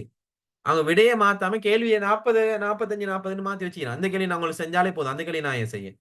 அந்த கேள்வி உண்மைக்கு போல. அந்த கேள்வியில போல நெறைய போலைக்குது. அந்த கேள்வி போல. அந்த கேள்வி ஸ்கீம்ல போல ஆயிக்கும். சோ அவங்க ஆன்சர்ஸே பட்டன் இந்த கேள்வியோட ஆன்சர் அப்படியே அதுல போட்டுட்டு, சரியா? Google லென்ஸ்ல அப்படியே ஸ்கேன் பண்ணி அப்படியே போட்டுவிட்டு விஷயத்த முடிச்சுக்கிறான். எஸ். இந்த கேள்வி நான் உங்களுக்கு செஞ்சிருந்தேன். எனக்கு தெரியும்.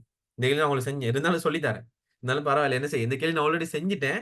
இருந்தாலும் சொல்லி தரேன். இந்த கேள்வி நான் ஆல்ரெடி சொன்ன அந்த கேள்வி ஒண்ணு செஞ்சேன். பாஸ்போர்ட் கேள்வி 2 மெக்கானிக்கல் பவர் டிரான்ஸ்மிஷன் ரிலேட்டடான கேள்வி. இவங்க சொல்ற கேள்விய முதலாவது பாருங்க. சரியா?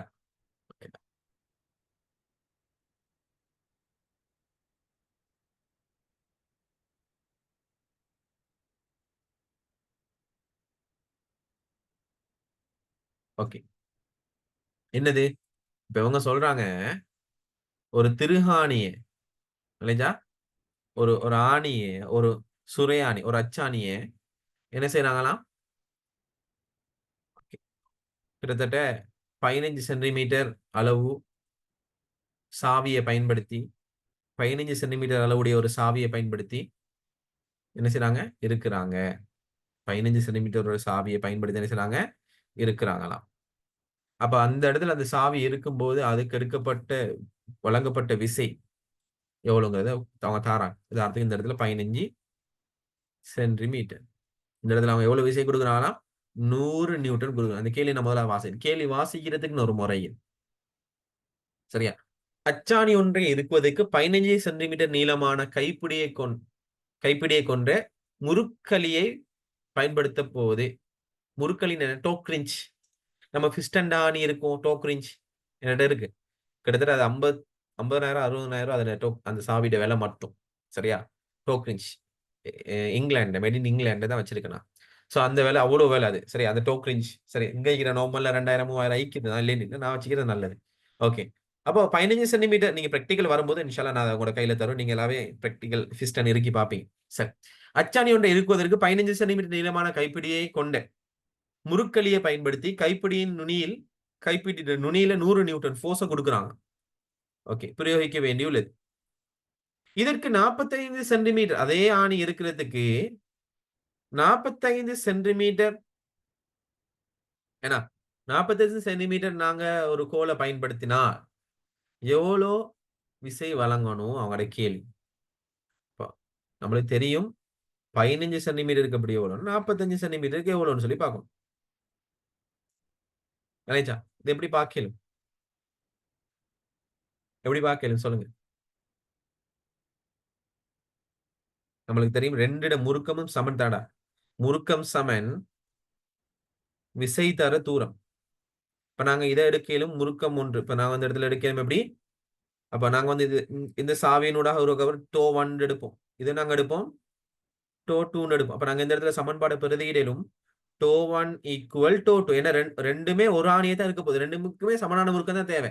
நம்மளுக்கு தெரியும் ஆரையிட பெருமானம் கூடக்கூடாது, தூரத்திட பெருமானம் கூடக்கூடாது. நீங்க பார்த்து பஸ் டயரை கலட்டுவாங்க, எக்ஸ்ட்ரா பார் நீட்டி நீட்டி போட்டு கலட்டுவாங்க. உங்களுக்கு பிராக்டிக்கலா சொல்ல உங்களோட வீட்டுல இருக்கிற கதவை நீங்க அந்த பிணையலோட பிடிச்சி மூறதுக்கும் கதவோட நுனியில பிடிச்சி மூறதுக்கும் வித்தியாசம் இருக்கு.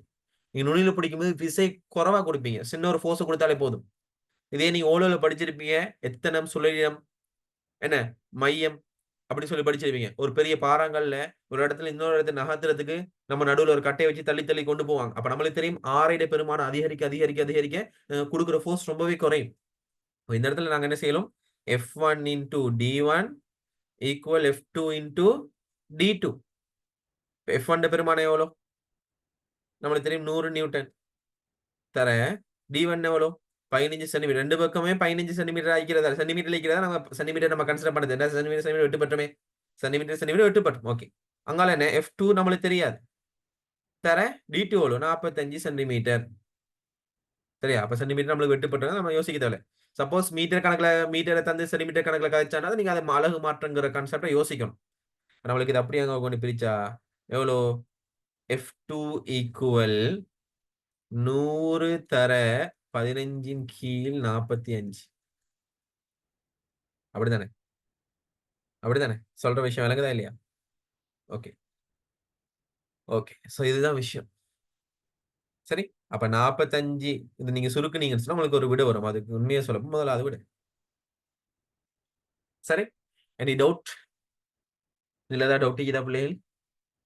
சரி, இது கொஞ்சம் நீங்க கட்டாயம் பாத்துக்கிடுங்க. இது ஒரு கேள்வி. இந்த கேள்வியை தான் அப்படி உல்டா பண்ணி அடிச்சு ஏன்னா உல்டா பண்ணி இங்க போட்டீங்க தொண்டமானார்ல போட்டு நிறைய பேர் என்ன செய்யற தொண்டமானார்னா பாஸ் பேப்பர் லேஸ் ஆகிச்சா தொண்டமானார் கஷ்டம். அப்படியே நீ செய்யற தொண்டமானார் கேள்வியே பாஸ் பேப்பர் கேள்வி தான். சிங்கிள் மீடியா இருக்கிற மாடல் பேப்பர் கேள்வி சிலது மாத்தி போடுவாங்க. அதுலயும் டைப்பிங் மிஸ்டேக் நிறைய இருக்கு. நீங்க சொல்ல நிறைய மிஸ்டேக் இருக்குது. அது யாருன்னாலும் ஒத்துக்கிட்டோம் அதை. இந்த இடத்துல பாத்தீங்கன்னு சொன்னா 40ங்கிற பேரை கொடுத்திக்கிறாங்க. சோ அந்த ஆன்சர் ஸ்கீம்ல சின்ன சின்ன மிஸ்டேக் இருக்குது. நீங்க பார்த்தா விளங்க உங்களுக்கு. சரியா? ஓகே. இதுக்கான சரியான விடை வந்து இந்த 5வது விடை தான் வரும். அது 45ன்னு போட்டுட்டான். அதாங்க பிரச்சனை. சோ இதுல இருக்கிற மிஸ்டேக் தான். ஓகே. சோ எனி டவுட் இருக்கா?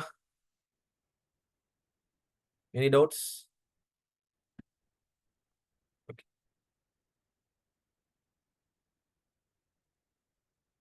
ஓகே. இது வந்து டெவலப்மெண்ட் சம்பந்தமா காய்ச்சிக்கிறாங்க. விருத்தி சம்பந்தமா எலக்ட்ரானிக் இதெல்லாம் நாங்க படிச்சு முடிச்சிட்டோம். சோ அந்த டைம் உங்களுக்கு அடுத்த கிழமையில இருந்து கொஞ்சம் கிளீனா போகும் கிளாஸ். சோ நான் இன்னைக்கு கொஞ்சம் இந்த நிறைய பேர் இந்த டவுட் கேள்வி கேட்டதால தான் நான் அதை கொடுத்திக்கிறேன். இதெல்லாம் படிச்சிட்டீங்களா நிறைய பேர்? தரப்பட்ட சுற்றில் மின்னோட்டம் யாது? எப்படி செஞ்சீங்க? செய்யுங்க பாப்போம். சொல்லுங்க பாப்போம். கால்குலேஷன் தான் இன்னைக்கு செய்யறதுக்கு வந்தேனா? சோ அதனால கால்குலேஷன். சைஃபர் அப்படி போட்டிக்கலாம். ஏ சைஃபர் பார்ப்போம். எஸ், ஏ சைஃபர் வெரி குட். ஏன்னா வந்து நம்மளுக்கு தெரியும் இந்த இடத்துல கோடல் முறை வந்து மாத்திக்கிறான். இந்த இடத்துல பார்த்தீங்கன்னு சொன்னா, இந்த ஒரு டயோடுங்கிறது முன்முக கோடல்ல மட்டும் தான் வேலை செய்யும் இல்லையா? பின்முக கோடல்ல வேலை செய்யும். இந்த அடைப்பில பார்க்கும்போது பின்முக கோடு, முன்முக கோடு 2 மாறி மாறி இருக்குது. ஸோ அந்த இடத்துல என்ன பிரச்சனை? இந்த இடத்துல நம்மளுக்கு மின்ன கடத்தாது. சரியா? பின்முக கோடுல வேலை செய்யாதுங்கிறது நம்மளுக்கு தெரியும். அப்ப அதனால இந்த இடத்துல 2மே மின்னோட்டம் இல்ல. ஸோ ஷார்ட்டா சொல்லப்போனா சைஃபர் ஆம்பியர். அடுத்து இத பார்த்தீங்களா? சுற்றுகள் எண்ணிக்கையை வச்சு இருவாய் நுழைவு அழுத்தம் 0.7 வோல்டேஜ்ன்னு தந்திக்கிறாங்க. தரப்பட்டுள்ள பைப்பு வோல்ட் அளவு 230 இதுல 230ன்னு சொல்லிக்கிறாங்க. அப்ப அதுல கேட்கறாங்க எத்தனை? அப்ப உண்மையிலேயே 2 கொண்டுங்கிற சுற்றுகள் எண்ணிக்கை வச்சு பார்க்கும் இந்த இடத்துல 115 போகும். அப்போ பயப்பு உச்ச வோல்ட் அளவு, பைப்பு பயப்பு ஏன்னா பயப்பு உச்ச வோல்ட் அளவு எவ்வளோன்னு கேட்கறாங்க. உண்மையிலே இந்த இடத்துல 115 போகும். இப்ப பயப்பு உச்ச வோல்ட் அளவு எவ்வளவு நம்மளுக்கு தெரியுமேனா விடிசியின் என்பன முறை நம்மளுக்கு தெரியும். இந்த இடத்துல எவ்வளவு போகும்? இந்த இடத்துல 0.7 இதுக்குள்ள இழக்கப்பட்டுச்சுன்னு சொன்னா, 0.7 இதுக்குள்ள போச்சுன்னு சொன்னா, இந்த இடத்துல பாசிட்டிவ் அலை வடிவத்துல எப்படி போகும்? சின்ன அலைவன்னு தானே போகும். படி குறைக்கப்படுது, நேராட்டமா மாறல. நினைச்சா படி குறைக்கப்படுது, நேரோட்டமா இன்னும் மாறல. இப்ப நம்ம இந்த இடத்துல பாத்தீங்கன்னு சொன்னா நம்மளுக்கு 0.7 இல்லாம போகும். அப்ப உண்மையிலே 114.3 ஓகே. இப்ப மறை பக்கத்தால போகல முழுமையடையுமா? இந்த இடத்துல முழுமையடை சுற்று முழுமையடையாது. அந்த இடத்துல அந்த இஷ்யூ நிக்குது. அதனால இப்ப இந்த இடத்துல இதுக்கான ப்ராப்பர் ஆன்சர் இப்ப 2வது ஆன்சர் நாங்க சொல்லி 14.3 ஓகே. 114ங்கிறது நம்ம அந்த இடத்துல ப்ராப்பரா சொல்ல இயலாத ஒரு சிச்சுவேஷன் வரும். ஏன்னு சொல்லி நான் உங்களுக்கு சொல்லிக்கிறேன். சரியா? ஓகே. இது கொஞ்சம் பார்த்தா உங்களுக்கு வழங்கும். ஏன்னா இந்த இடத்துல விடிசின்னு சொல்லிக்கிறேன். விடிசி என்பன முறைனா விடிசி நாங்க எப்படி ப்ராப்பரா காணும்? விடிசி வோல்ட் ஆகல இந்த இடத்துல. இந்த இடத்துல அரை அலை சீராக்கம் தானே. பாசிட்டிவ் மட்டும் தானே வரும். நெகட்டிவ் வர விடாதே. நாங்க முழு அலை சீராக்கம், அரை அலை சீராக்கம் படிச்சிருப்பீங்க. இப்ப இந்த பெருமானமும் இந்த பெருமானமா தான் இங்க ஆல்மோஸ்ட். அரை அலை சீராக்கம், முழு அலை சீராக்கம் ஞாபகம் இருக்க தெரிய மாட்டேன். என்ற எலக்ட்ரானிக் வந்தாலும் தெரியும். ஸோ அதை கொஞ்சம் கன்சிடர் பண்ணிக்கணும். ஓகே. சரி. இப்ப நிறைய பேர் கேட்கிற டவுட் வந்து என்ன? நான் அந்த சில விஷயங்களை கதை கேட்கிறேன். வந்து இப்ப நிறைய பேர் கேட்கிற டவுட்ஸ், சார் நாங்க வந்து என்ன சார் படிக்கணும்? 5 மாசம் ஆகிக்குது. நிறைய பேர் ரிப்பீட்ஸ் வந்திருப்பீங்க. இப்ப என்னத்தை படிக்கிறது, எதை படிக்கிறதுன்னு தெரியாம குழம்பி போயிருப்பீங்க. சரியா? இப்ப அந்த இஷ்யூ நீங்க உங்களுக்கு தெரியும். ஸோ அந்த கட்டத்துல கண்டிப்பா வரேன். இது ஒரு பாஸ் பேப்பர் கேள்வி தான். சரி, இது அப்படியே பாஸ் பேப்பர் கேள்வி அப்படி போட்டிக்கிறாங்க.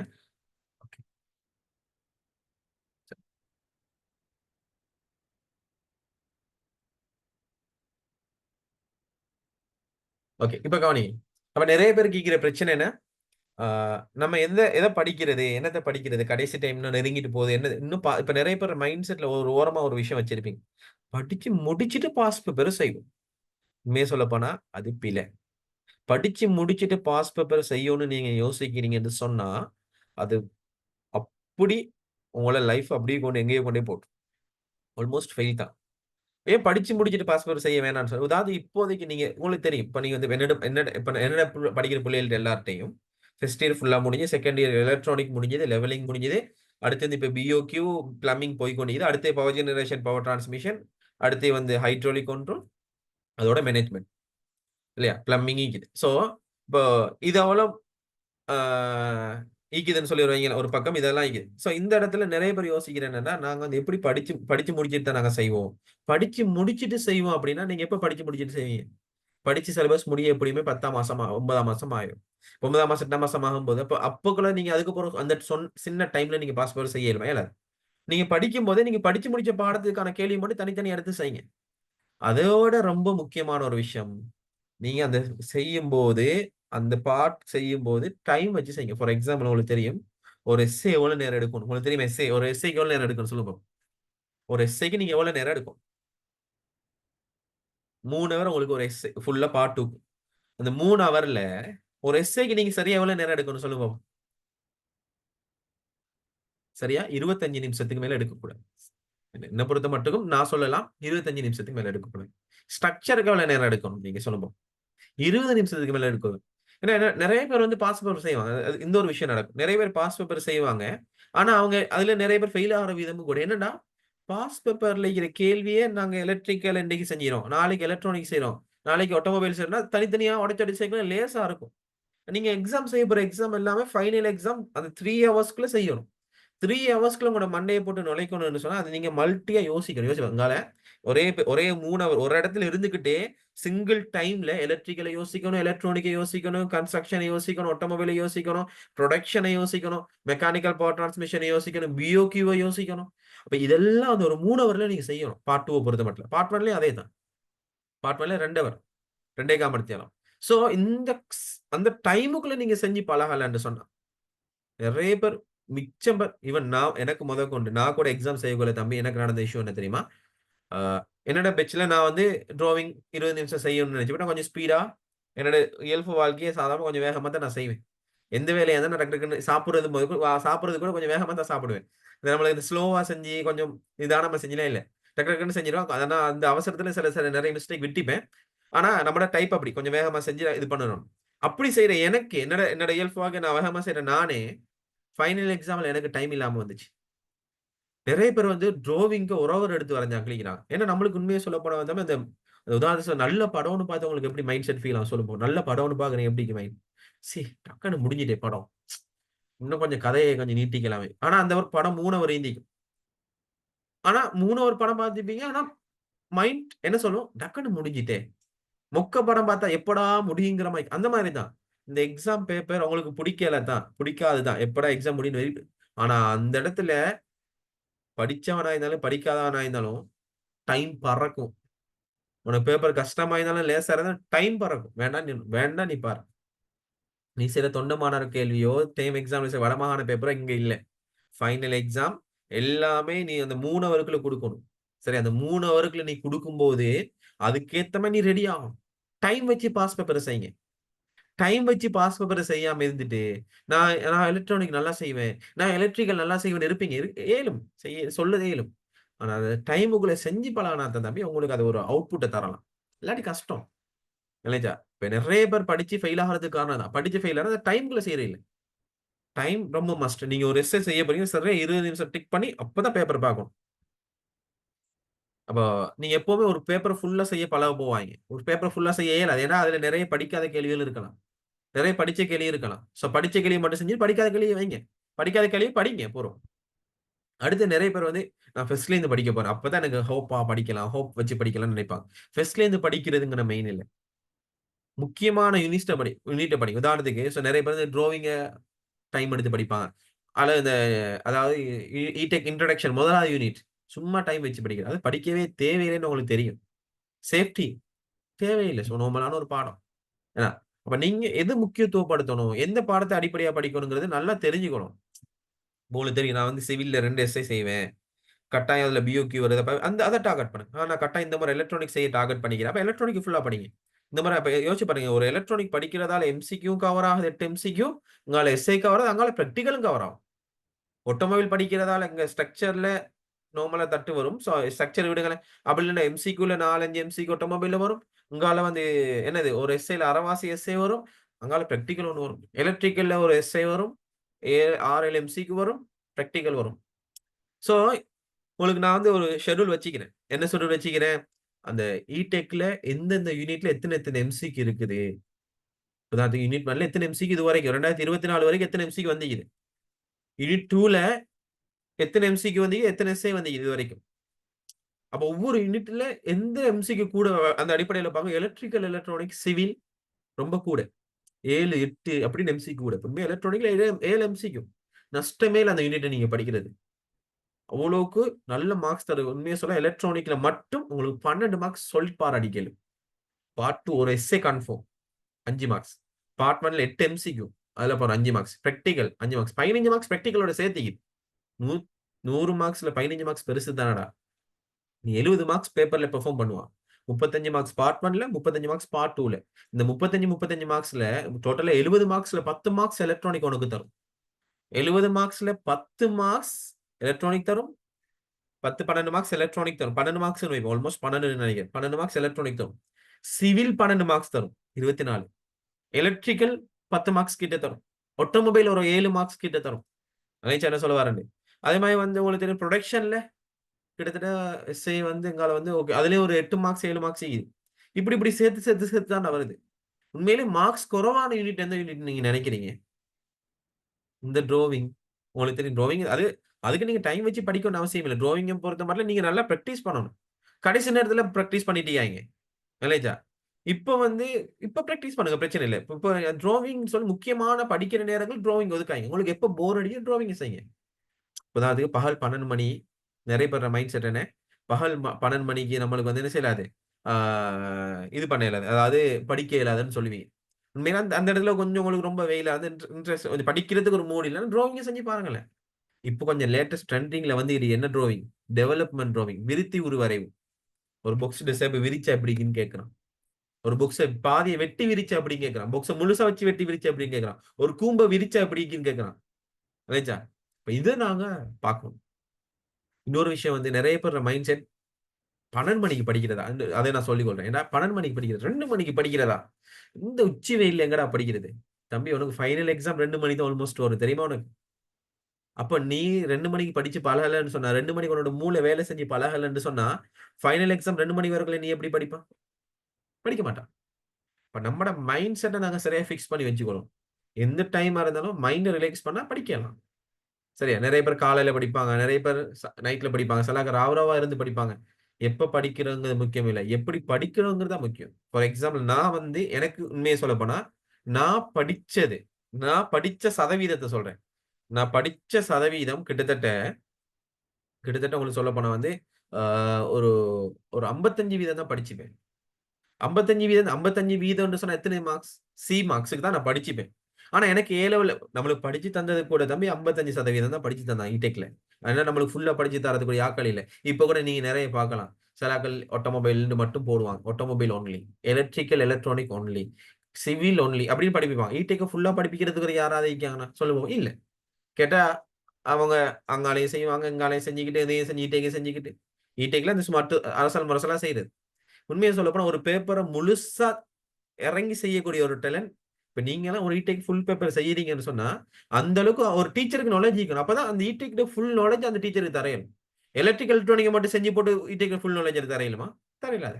சிவில மட்டும் ஃபுல்லா படிச்சு பிச்சு போட்டு இடெக்ல ஃபுல் நாலேட்ஜ் தர இயலுமா? இயலாது. ஏன்னா அந்த அந்த சீட்டோட வெயிட் யாருக்கும் விளங்க மாட்டேங்குது. அந்த இடெக்ட ஃபுல்லா செய்யக்கூடிய டேலண்ட்ட கொண்டு வரணும்னா, அது ஃபுல்லா படிப்பிக்கிற ஒரு ஆள் தான் கொண்டு வரலாம். உதாரணத்துக்கு நான் வந்து இப்ப இந்த இடத்துல ஆட்டோமொபைல் செஞ்சேன். இப்ப உங்களுக்கு தெரியும். V7 R ஒமேகா, ஏன்னா P7 2π NT over 60 இதெல்லாம் பிசிக்ஸோட ரிலேட்டட். அவனுக்கு பிசிக்ஸ் படிப்பிக்கிற யாரா ஒரு ஆளுக்கு RPM இன்ஜின் கிரேங்க் சாஃப்ட்ட பத்தி தெரியுமா? கேம் சாஃப்ட்ட பத்தி தெரியுமா? இல்ல. தெரியாது தானே. யோசிச்சு பாரு. கிரேங்க் சாஃப்ட்ட பத்தி அவன் சும்மா பார்த்துப்புட்டு சமன்பாட போட்டு சுருக்கி விட எடுக்கலாம். ஆனா அது சரியா சொல்லிக் கொடுக்க தெரிஞ்சது யாருக்கு? இப்பதான் நான் செஞ்ச கேள்வியே பிசிக்ஸ் செய்ற ஒரு ஆள் செய்யலாம். பிரச்சனையே இல்ல. ஆனா அவருக்கு கிரேங்க் சாஃப்ட் தெரியுமா? கேம் ஷாஃப்ட் தெரியுமா? ஃபயரிங் ஆர்டர் தெரியுமா? 1342, 1432 ஆர்டர் தெரியுமா? தெரியாது. சமன்பாட போட்டு செஞ்சுட்டு போயிரலாம்.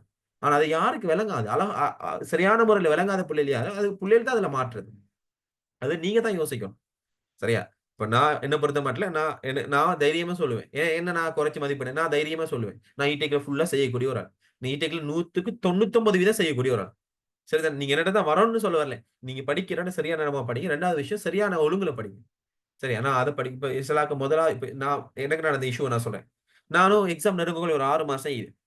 6 மாசம் நெருங்கக்குள்ள நான் என்னோட மைண்ட் செட் நான் சொல்றது படிச்சா முதல்ல இருந்து தான் படிக்கணும். சரி அப்படின்னு முதல்ல யூனிட்ட பெரட்டும். முதல்ல யூனிட் முடிஞ்சு. அப்படிங்கிறது. சரி திரும்ப 2வது யூனிட் ட்ராவிங் வரன்னு வரைஞ்சு பாக்குறது. 2வது யூனிட் முடியுது. 3வது யூனிட் வரக்குள்ள ஒரு 2 கிழமையா அந்த அந்த ஸ்டார்ட் பண்ணி 2 கிழமை ஆயிரும். ஏதாவது ஒரு கல்யாண வீடு வரும். ஏதாவது பெருநாள் வரும். ஏதாவது ஒரு ஃபங்ஷன் வரும். Fed up. அப்ப 2 மாசத்துக்கு சும்மா படிக்கிறது. படிச்ச எரிச்சலப்பா. திரும்ப ஹோப் வரும். படிக்கணும் வெறி. உங்களுக்கு வரும் தானே? உண்மைய சொல்லுங்க வருதா இல்லையா? படிக்கணும் ஒரு வெறி வரும். இப்ப திரும்ப முதல்ல இருந்து தான் படிக்கணும். அப்படி 1வது யூனிட் திரும்ப படிக்க. 2வது யூனிட் திரும்ப 3வது யூனிட் வரக்குள்ள திரும்ப ஹோப் உடைஞ்சிரும். ஹோப் உடைஞ்சு திரும்ப முதல்ல இருந்து படிக்கணும். திரும்ப 1வது யூனிட் என்ன? படிச்சு படிச்சு 1வது யூனிட்டே படிச்சு படிச்சு பாடமாயிட்டு எனக்கு. ஆனா அதுல எக்ஸாம் வந்துக்குதா? இல்ல. அப்ப நாங்க இந்த இடத்துல யோசிக்க வேண்டிய விஷயம், 1வது யூனிட் படிக்கணும் இல்ல. முக்கியமான யூனிட் படிக்கணும். அது எது முக்கியமான யூனிட்? தெரியும் உங்களுக்கு சிவில் 4வது யூனிட்ல கன்ஃபார்மா ஒரு எஸ்ஸே நல்லா வழங்கிருக்கு. 4வது யூனிட் ஒவ்வொரு யூனிட்டா போனது சொல்றேன். 4வது யூனிட்ல நோட் பண்ணிக்கிடுங்க. 4வது யூனிட்ல கன்ஃபார்மா ஒரு எஸ்ஸே வரும். குறைஞ்சது 6 MCQ வரும். ஒரு பிராக்டிகல் கன்ஃபார்ம். 5வது மெக்கானிக்கல் பவர் டிரான்ஸ்மிஷன்ல ஸ்ட்ரக்சர் வரும். ஒரு ஃபுல் ஸ்ட்ரக்சர் சும்மா ரிலேட்டடா வரும். ஒரு 3 எம்சிக்கு சரி வரும். 2 அல்லது 3 எம்சிக்கு வரும். ஓகே. 6வது யூனிட்ல அரைவாசி எஸ்ஏ வரும். எஸ்ஏல அரைவாசி இல்ல. 75% ஒரு எஸ்ஏ வரும். 4 எம்சிக்யூ அல்லது 5 எம்சிக்யூ வரும். சில 8 எம்சிக்கு வந்த காலம் இருக்குது. 6வது ஆட்டோமொபைல் யூனிட்ல. 7வது யூனிட்ல ஒரு எஸ்ஏல அரைவாசி வரும். ஏன்னா 7வது யூனிட்டும் செகண்டரியில இருக்கிற மெக்கானிக் இந்த பவர் ஜெனரேஷன் பவர் டிரான்ஸ்மிஷன் 2 சேர்ந்தா ஒரு எஸ்ஏ ஆவாரு. அதனால ஒரு எஸ்ஏல அரைவாசி வரும். சரியா? 7 எம்சிக்யூ வரும். 6 அல்லது 6 எம்சிக்யூ. ஸோ 7வது யூனிட்ல ஒரு 3, 4 எம்சிக்யூ தான் வரும். இந்த 2 full electric, first electrical, second electric சேர்த்து தான் ஒரு எஸ்ஏ 7 எம்சிக்யூ வரும். அது ஒரு பக்கம். 8வது யூனிட் ப்ரொடக்ஷன்ல ஒரு எஸ்ஏ கன்ஃபார்ம். 4 எம்சிக்யூ கன்ஃபார்ம் 8வது யூனிட்ல. எலக்ட்ரானிக்ல ஒரு எஸ்ஏ கன்ஃபார்ம். 7 MCQ confirm.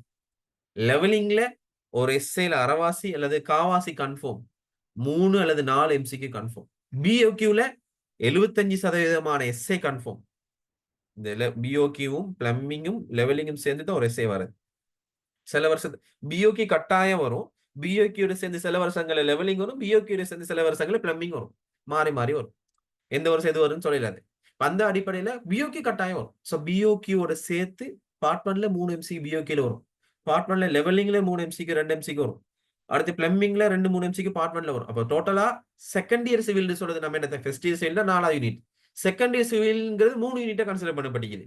ஒன்னு பிளம்பிங், பிஓகியூ, லெவலிங், இந்த 3. ஒரு டோட்டலா இந்த ஃபர்ஸ்ட் இயர்ல இருக்கிற 4வது யூனிட் கட்டுமான தொழில்நுட்பம், பிஓகியூ, பிளம்பிங், லெவலிங், இந்த 4 யூனிட்ல மட்டும் பிள்ளைகள், இந்த 4 யூனிட்ல மட்டும் உனக்கு ஷார்ட்டா சொல்ல போனா கிட்டத்தட்ட 25 மார்க்ஸ் சிவில்ல மட்டும். 2 எஸ்ஏ கன்ஃபார்மா, 2 எஸ்ஏ கன்ஃபார்ம். கிட்டத்தட்ட 10, 15 எம்சிக்கு கன்ஃபார்ம். 2 practical confirm. சரியா? அப்ப நான் உங்களுக்கு ஒரு வேலை செய்வேன். எப்ப தெரியுமா? உங்களுக்கு இப்போ இந்த மாசம் மே, அடுத்த மாசம் ஜூன் மாசம் 16ஆம் தேதி உங்களுக்கு FR24 ப்ராஜெக்ட் ஸ்டார்ட் ஆகும். ஜூன் 16ஆம் தேதியில இருந்து ஒவ்வொரு திங்கட்கிழமை நைட்ல 2.5 ஹவர் நடக்கும் கிளாஸ். ஸோ ஜூன் 16ல இருந்து அக்டோபர் 16 வரைக்கும். சரி, June, July, August, September, I think September 16ஆம் தேதி வரைக்கும் கிட்டத்தட்ட உங்களுக்கு 4 மாசம் நடக்கும். ஸோ 4 மாசம் கிளாஸ் கிட்டத்தட்ட 12 கிளாஸ் நடக்கும். 12 கிளாஸ் 2.5 ஹவர் படி நடக்கும். அதுல நான் ஜூன் 16ஆம் தேதி நான் செய்யற கிளாஸ் என்ன கிளாஸா இருக்குன்னு தெரியுமா? FR24 பத்தின விஷயத்தை பத்தி ஃபுல்லா செய்வேன். 2வது விஷயம், ஒரு பேப்பர் ஃபுல் ஸ்ட்ரக்சரை நான் எக்ஸ்பிளைன் பண்ணுவேன். தம்பி, நான் ஒரு எதிரியை நாங்க தாக்கணும், அவன் பலம் எது பலவீனம் நல்லா தெரிஞ்சுக்கணும். நம்ம செய்ய போற எக்ஸாம் என்னென்ன செய்ய போறோம்னு சொன்ன, எந்த எக்ஸாம் செய்ய போறோமோ அந்த எக்ஸாமை எப்படி அண்டர் கிரவுண்ட்ல டார்கெட் பண்ணும், அதாவது எப்படி உள்ளுக்கால போயிட்டு அந்த பேப்பரை பெர்ஃபார்ம் பண்றது. சரியா? நான் உண்மையை சொல்றேன். நான் ஏலோல் படிச்ச ஒரு ஆள் தான். இடெக் படிச்ச ஒரு ஆள் தான். இடெக் படிச்சு கொண்டு இருக்கும் போதே இடெக் படிச்சு கொடுத்தவரா, நான் போய் சொல்லணும் அவசியம். இடெக் படிச்சு கொண்டு இருக்கும் போது இடெக் படிச்சு கொடுத்தேன். ஏலோல் முடிஞ்சும் படிச்சு கொடுத்தேன். என்னோட பெச் பொடிமா இருக்கு, நான் படிச்சு கொடுத்திக்கிறேன். என்னோட பெச்ல இருந்து அடுத்து என்னோட ஜூனியருக்கு படிச்சு கொடுத்தி, அதுல இருந்து படிச்சு கொடுத்து தான் இது வரைக்கும் படிச்சு கொடுத்து தான் இருக்கிறேன். ஸோ டச் விடாம படிச்சு கொடுத்துட்டீங்க. நீங்க படிக்கிறீங்க தானே. இப்ப புது சிலபஸ் ஸ்டார்ட் ஆச்சு 2019 ஏலோல் ஃபர்ஸ்ட் டைம் புது சிலபஸ என்னென்னு கேள்விப்பட்டேன் இருக்குன்னு தெரியாம அட்டென்ட் பண்ண வராங்க. ஃபைனல் புது சிலபஸ்ல ஃபர்ஸ்ட் ஆள் நினைச்சா நீங்க எல்லாமே 19 கிட்ஸா 2K கிட்ஸா சொல்லுங்க. 2K kids. உங்களோட 2K கிட்ஸ்ல முதலாவது தலைமுறை நான் தான். 2000 ஆண்டு பிறந்து. சோ நான் என்ன சொல்ல வரேன்டா, அந்த வகையில நான் உங்களுக்கு சொல்ற ஒரு பர்சனல் அட்வைஸ், சரியான இடத்துல சரி. உதாரணத்துக்கு நான் ஏலோல் படிக்கும் போது தான் என்னோட நல்லா படிச்ச ஒருத்தர் இடெக்ல என்னோட நல்லா படிச்சேன். உதாரணத்துக்கு எனக்கு இடெக்ல எத்தனை ஓலோல் ரிசல்ட்ஸ் என்ன நினைக்கிற நீ?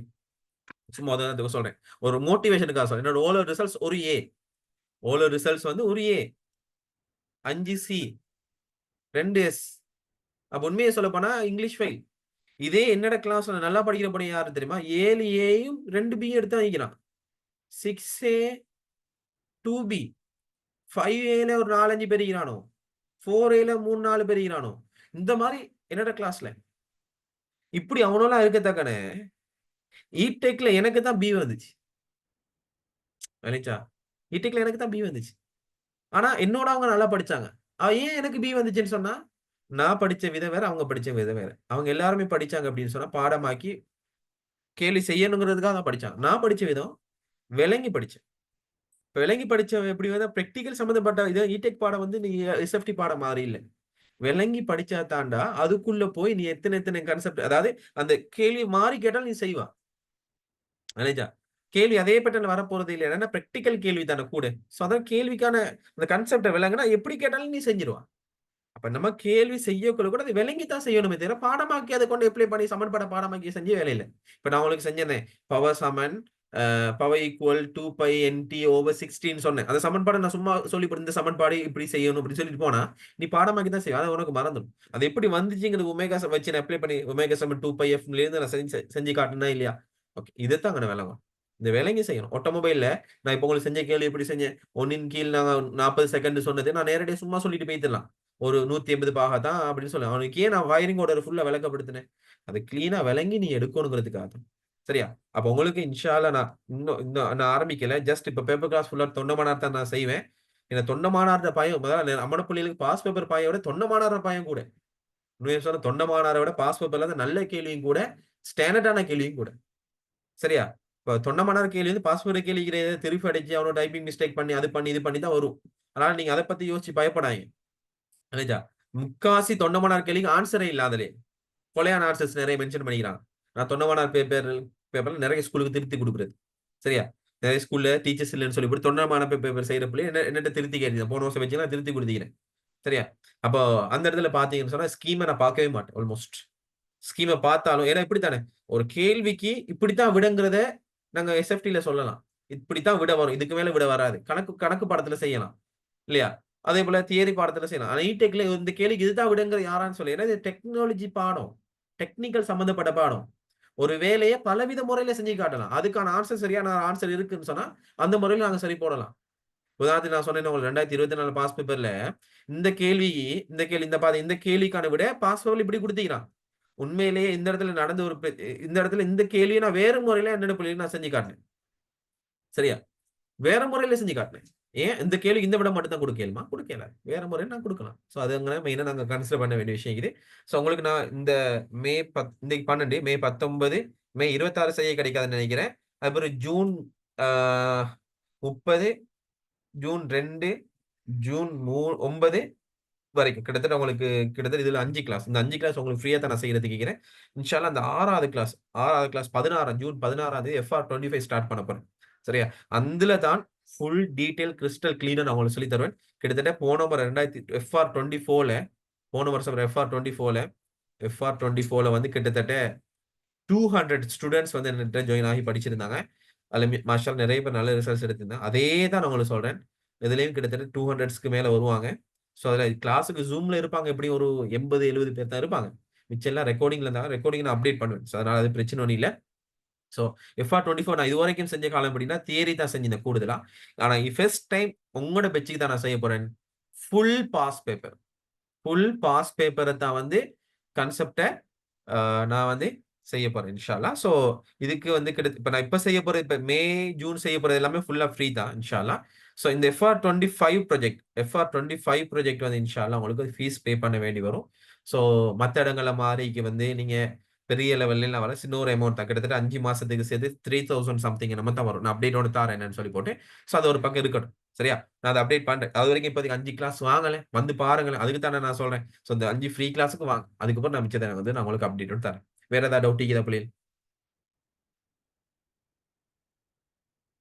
2024 பேட்ச் 2024 பேட்ச் எப்படி படிக்கிறேன்னு ஒரு ஆள் கேட்கிறேன். 26 பேட்ச் எப்படி படிக்கிறேன்?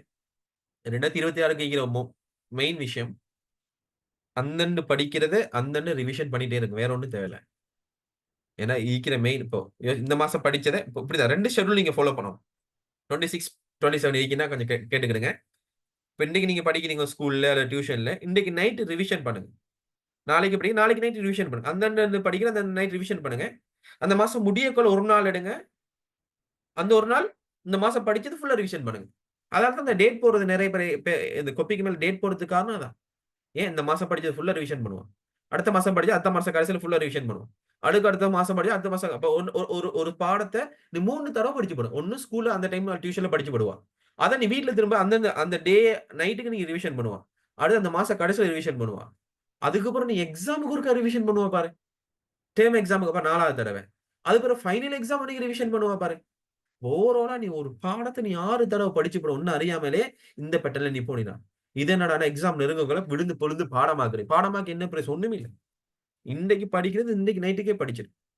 இப்ப நான் 2026 வச்சுக்கிறேன். இப்ப நான் போற யூனிட் என்ன யூனிட்? ஆட்டோமொபைல். 2026க்கு 1 யூனிட், 2வது யூனிட், 3வது யூனிட், 4வது யூனிட், 5வது யூனிட் வரைக்கும் வந்து அலிஜா 5வது யூனிட் வரைக்கும் வந்து பாஸ் பேப்பர் எல்லாம் செஞ்சு முடிச்சுட்டு தான் 6வது யூனிட் போறேன். அதுலயும் 6வது யூனிட்லயே பாஸ் பேப்பர் 2 செஞ்சுட்டேன் அன்னைக்கே. அப்படியே இப்பதான் ஸ்டார்ட் பண்ணி 3 கிளாஸ். 6வது யூனிட். அதுவே இப்போ 25 எப்படி படிக்கணும்? சார் நாங்க எப்படி படிக்கணும்? அடுத்த அவர் கேட்கிறார். 25 எப்படி படிக்கணும் அப்படின்னு சொன்னா, நல்லா கேளுங்க. 25ங்கிற டார்கெட் 6 மாசம்.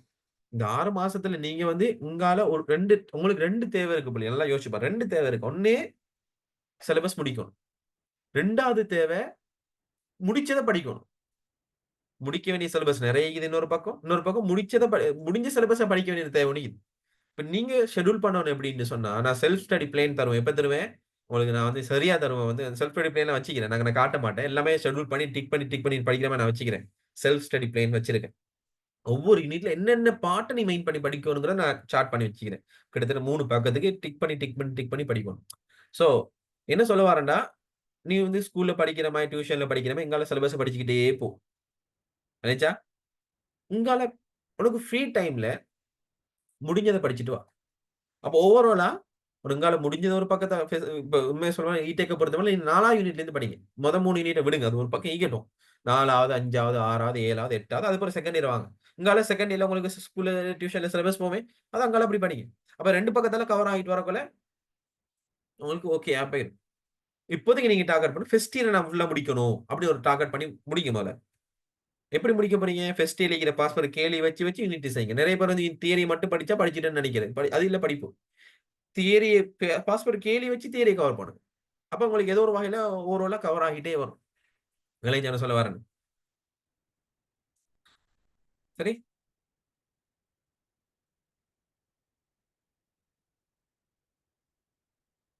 ஓகே. நைட் ஸ்டடில இப்படித்தான். இப்ப உதாரணத்துக்கு நெறைய இப்ப என்னோட ஷெட்யூல்ல நெறைய ஷெட்யூல் இருக்குது. உங்களுக்கு நான் வந்து சும்மா ரஃப்பா காட்டுறேன்னு சொன்னா இந்த இடத்துல.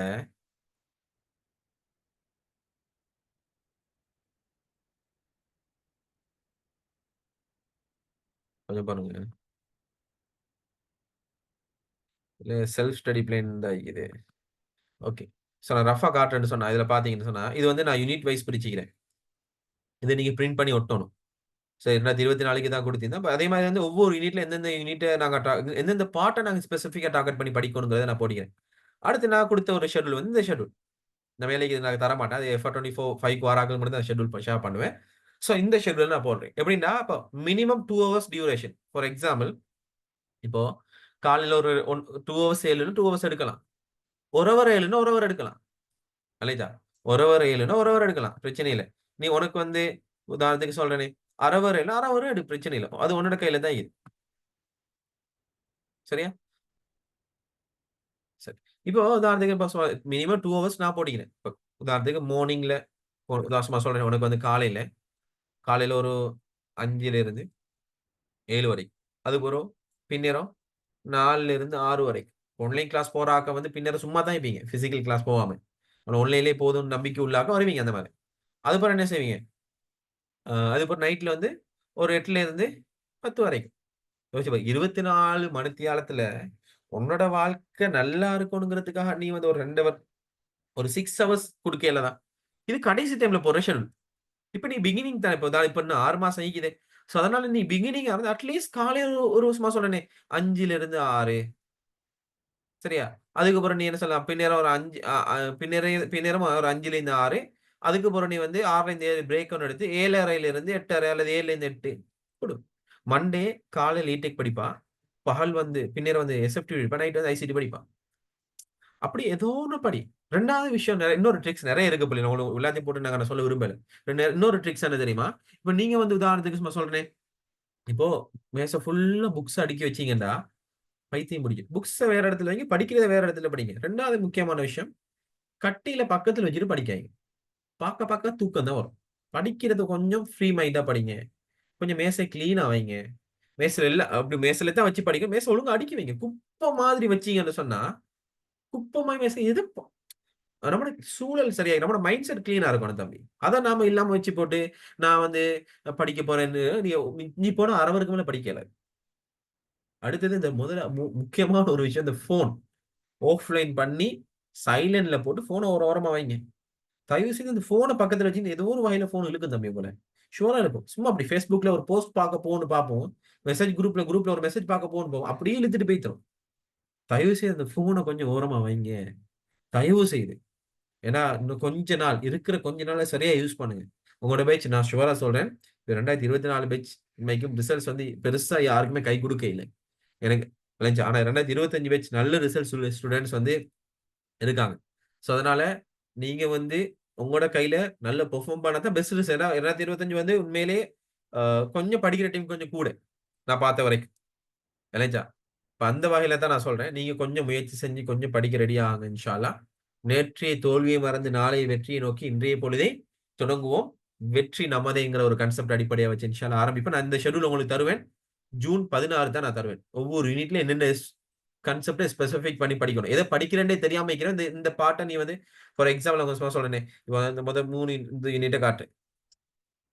கரெக்ட் இந்த இது நான் ஒரு தடவ படிச்சேன். 2வது தடவ படிச்சுட்டேன். ஆல்மோஸ்ட் டிக் பண்ணி படிக்கிறது. ரைட்டா. டெவலப்மென்ட் ட்ராவிங் இந்த பொடி இதெல்லாம் போன முறை பெஞ்சில போன வருஷத்துக்கு முறை பெஞ்சுக்கே நான் குடுத்தேன். Development drawing. அத இப்ப தான் இந்த பாஸ்போர்ட்ல அத பத்தி கலாய்க்கிறானுவோ. Development drawing. சொல்லி தரேன் என்னன்னு சொல்லி. சரியா? ஓகே. நம்ம சிவில்ல வந்து நீ வந்து கான்கிரீட்ட பத்தி அதே போல பிரிக் கன்ஸ்ட்ரக்ஷன பத்தி படிக்கணும். Foundation, roof, door and window, finishing, construction rules, joints மரமூட்டுகள் ஸ்பெஷலா. அப்ப அதிகப்படியான கேள்விகள் என்ன கேட்கிறாங்க அத கெஸ் பண்ணி தான் நானா என்னோட பிள்ளைகளுக்கு லேசாக்குறதுக்காக உதாரணத்துக்கு சிவில்ல என்னத்த படிக்கிறது? அப்படிங்கிற ஒரு குழப்பம் ஒண்ணு வருமே. அந்த குழப்பத்த இல்லாம ஆக்குறதுக்காக தான் நான் என்ன செஞ்சேன், எந்த மாரி சார்ட் அவுட் பண்ணி வச்சுக்கிறேன். சரியா? அதனால இன்ஷா அல்லாஹ் நான் வந்து இத உங்களுக்கு தருவேன். இப்போதைக்கு ஜூன் 16 வரைக்கும் நீங்க ஃப்ரீயா கிளாஸ்க்கு வாங்க. நெறைய விஷயங்கள நான் ஷேர் பண்ணுவேன். தொடர்ந்து வாங்க. கிளாஸ்க்கு தொடர்ந்து இருங்க. முழுமையா இருங்க. 26, 25, 24 ரிப்பீட்ஸ்.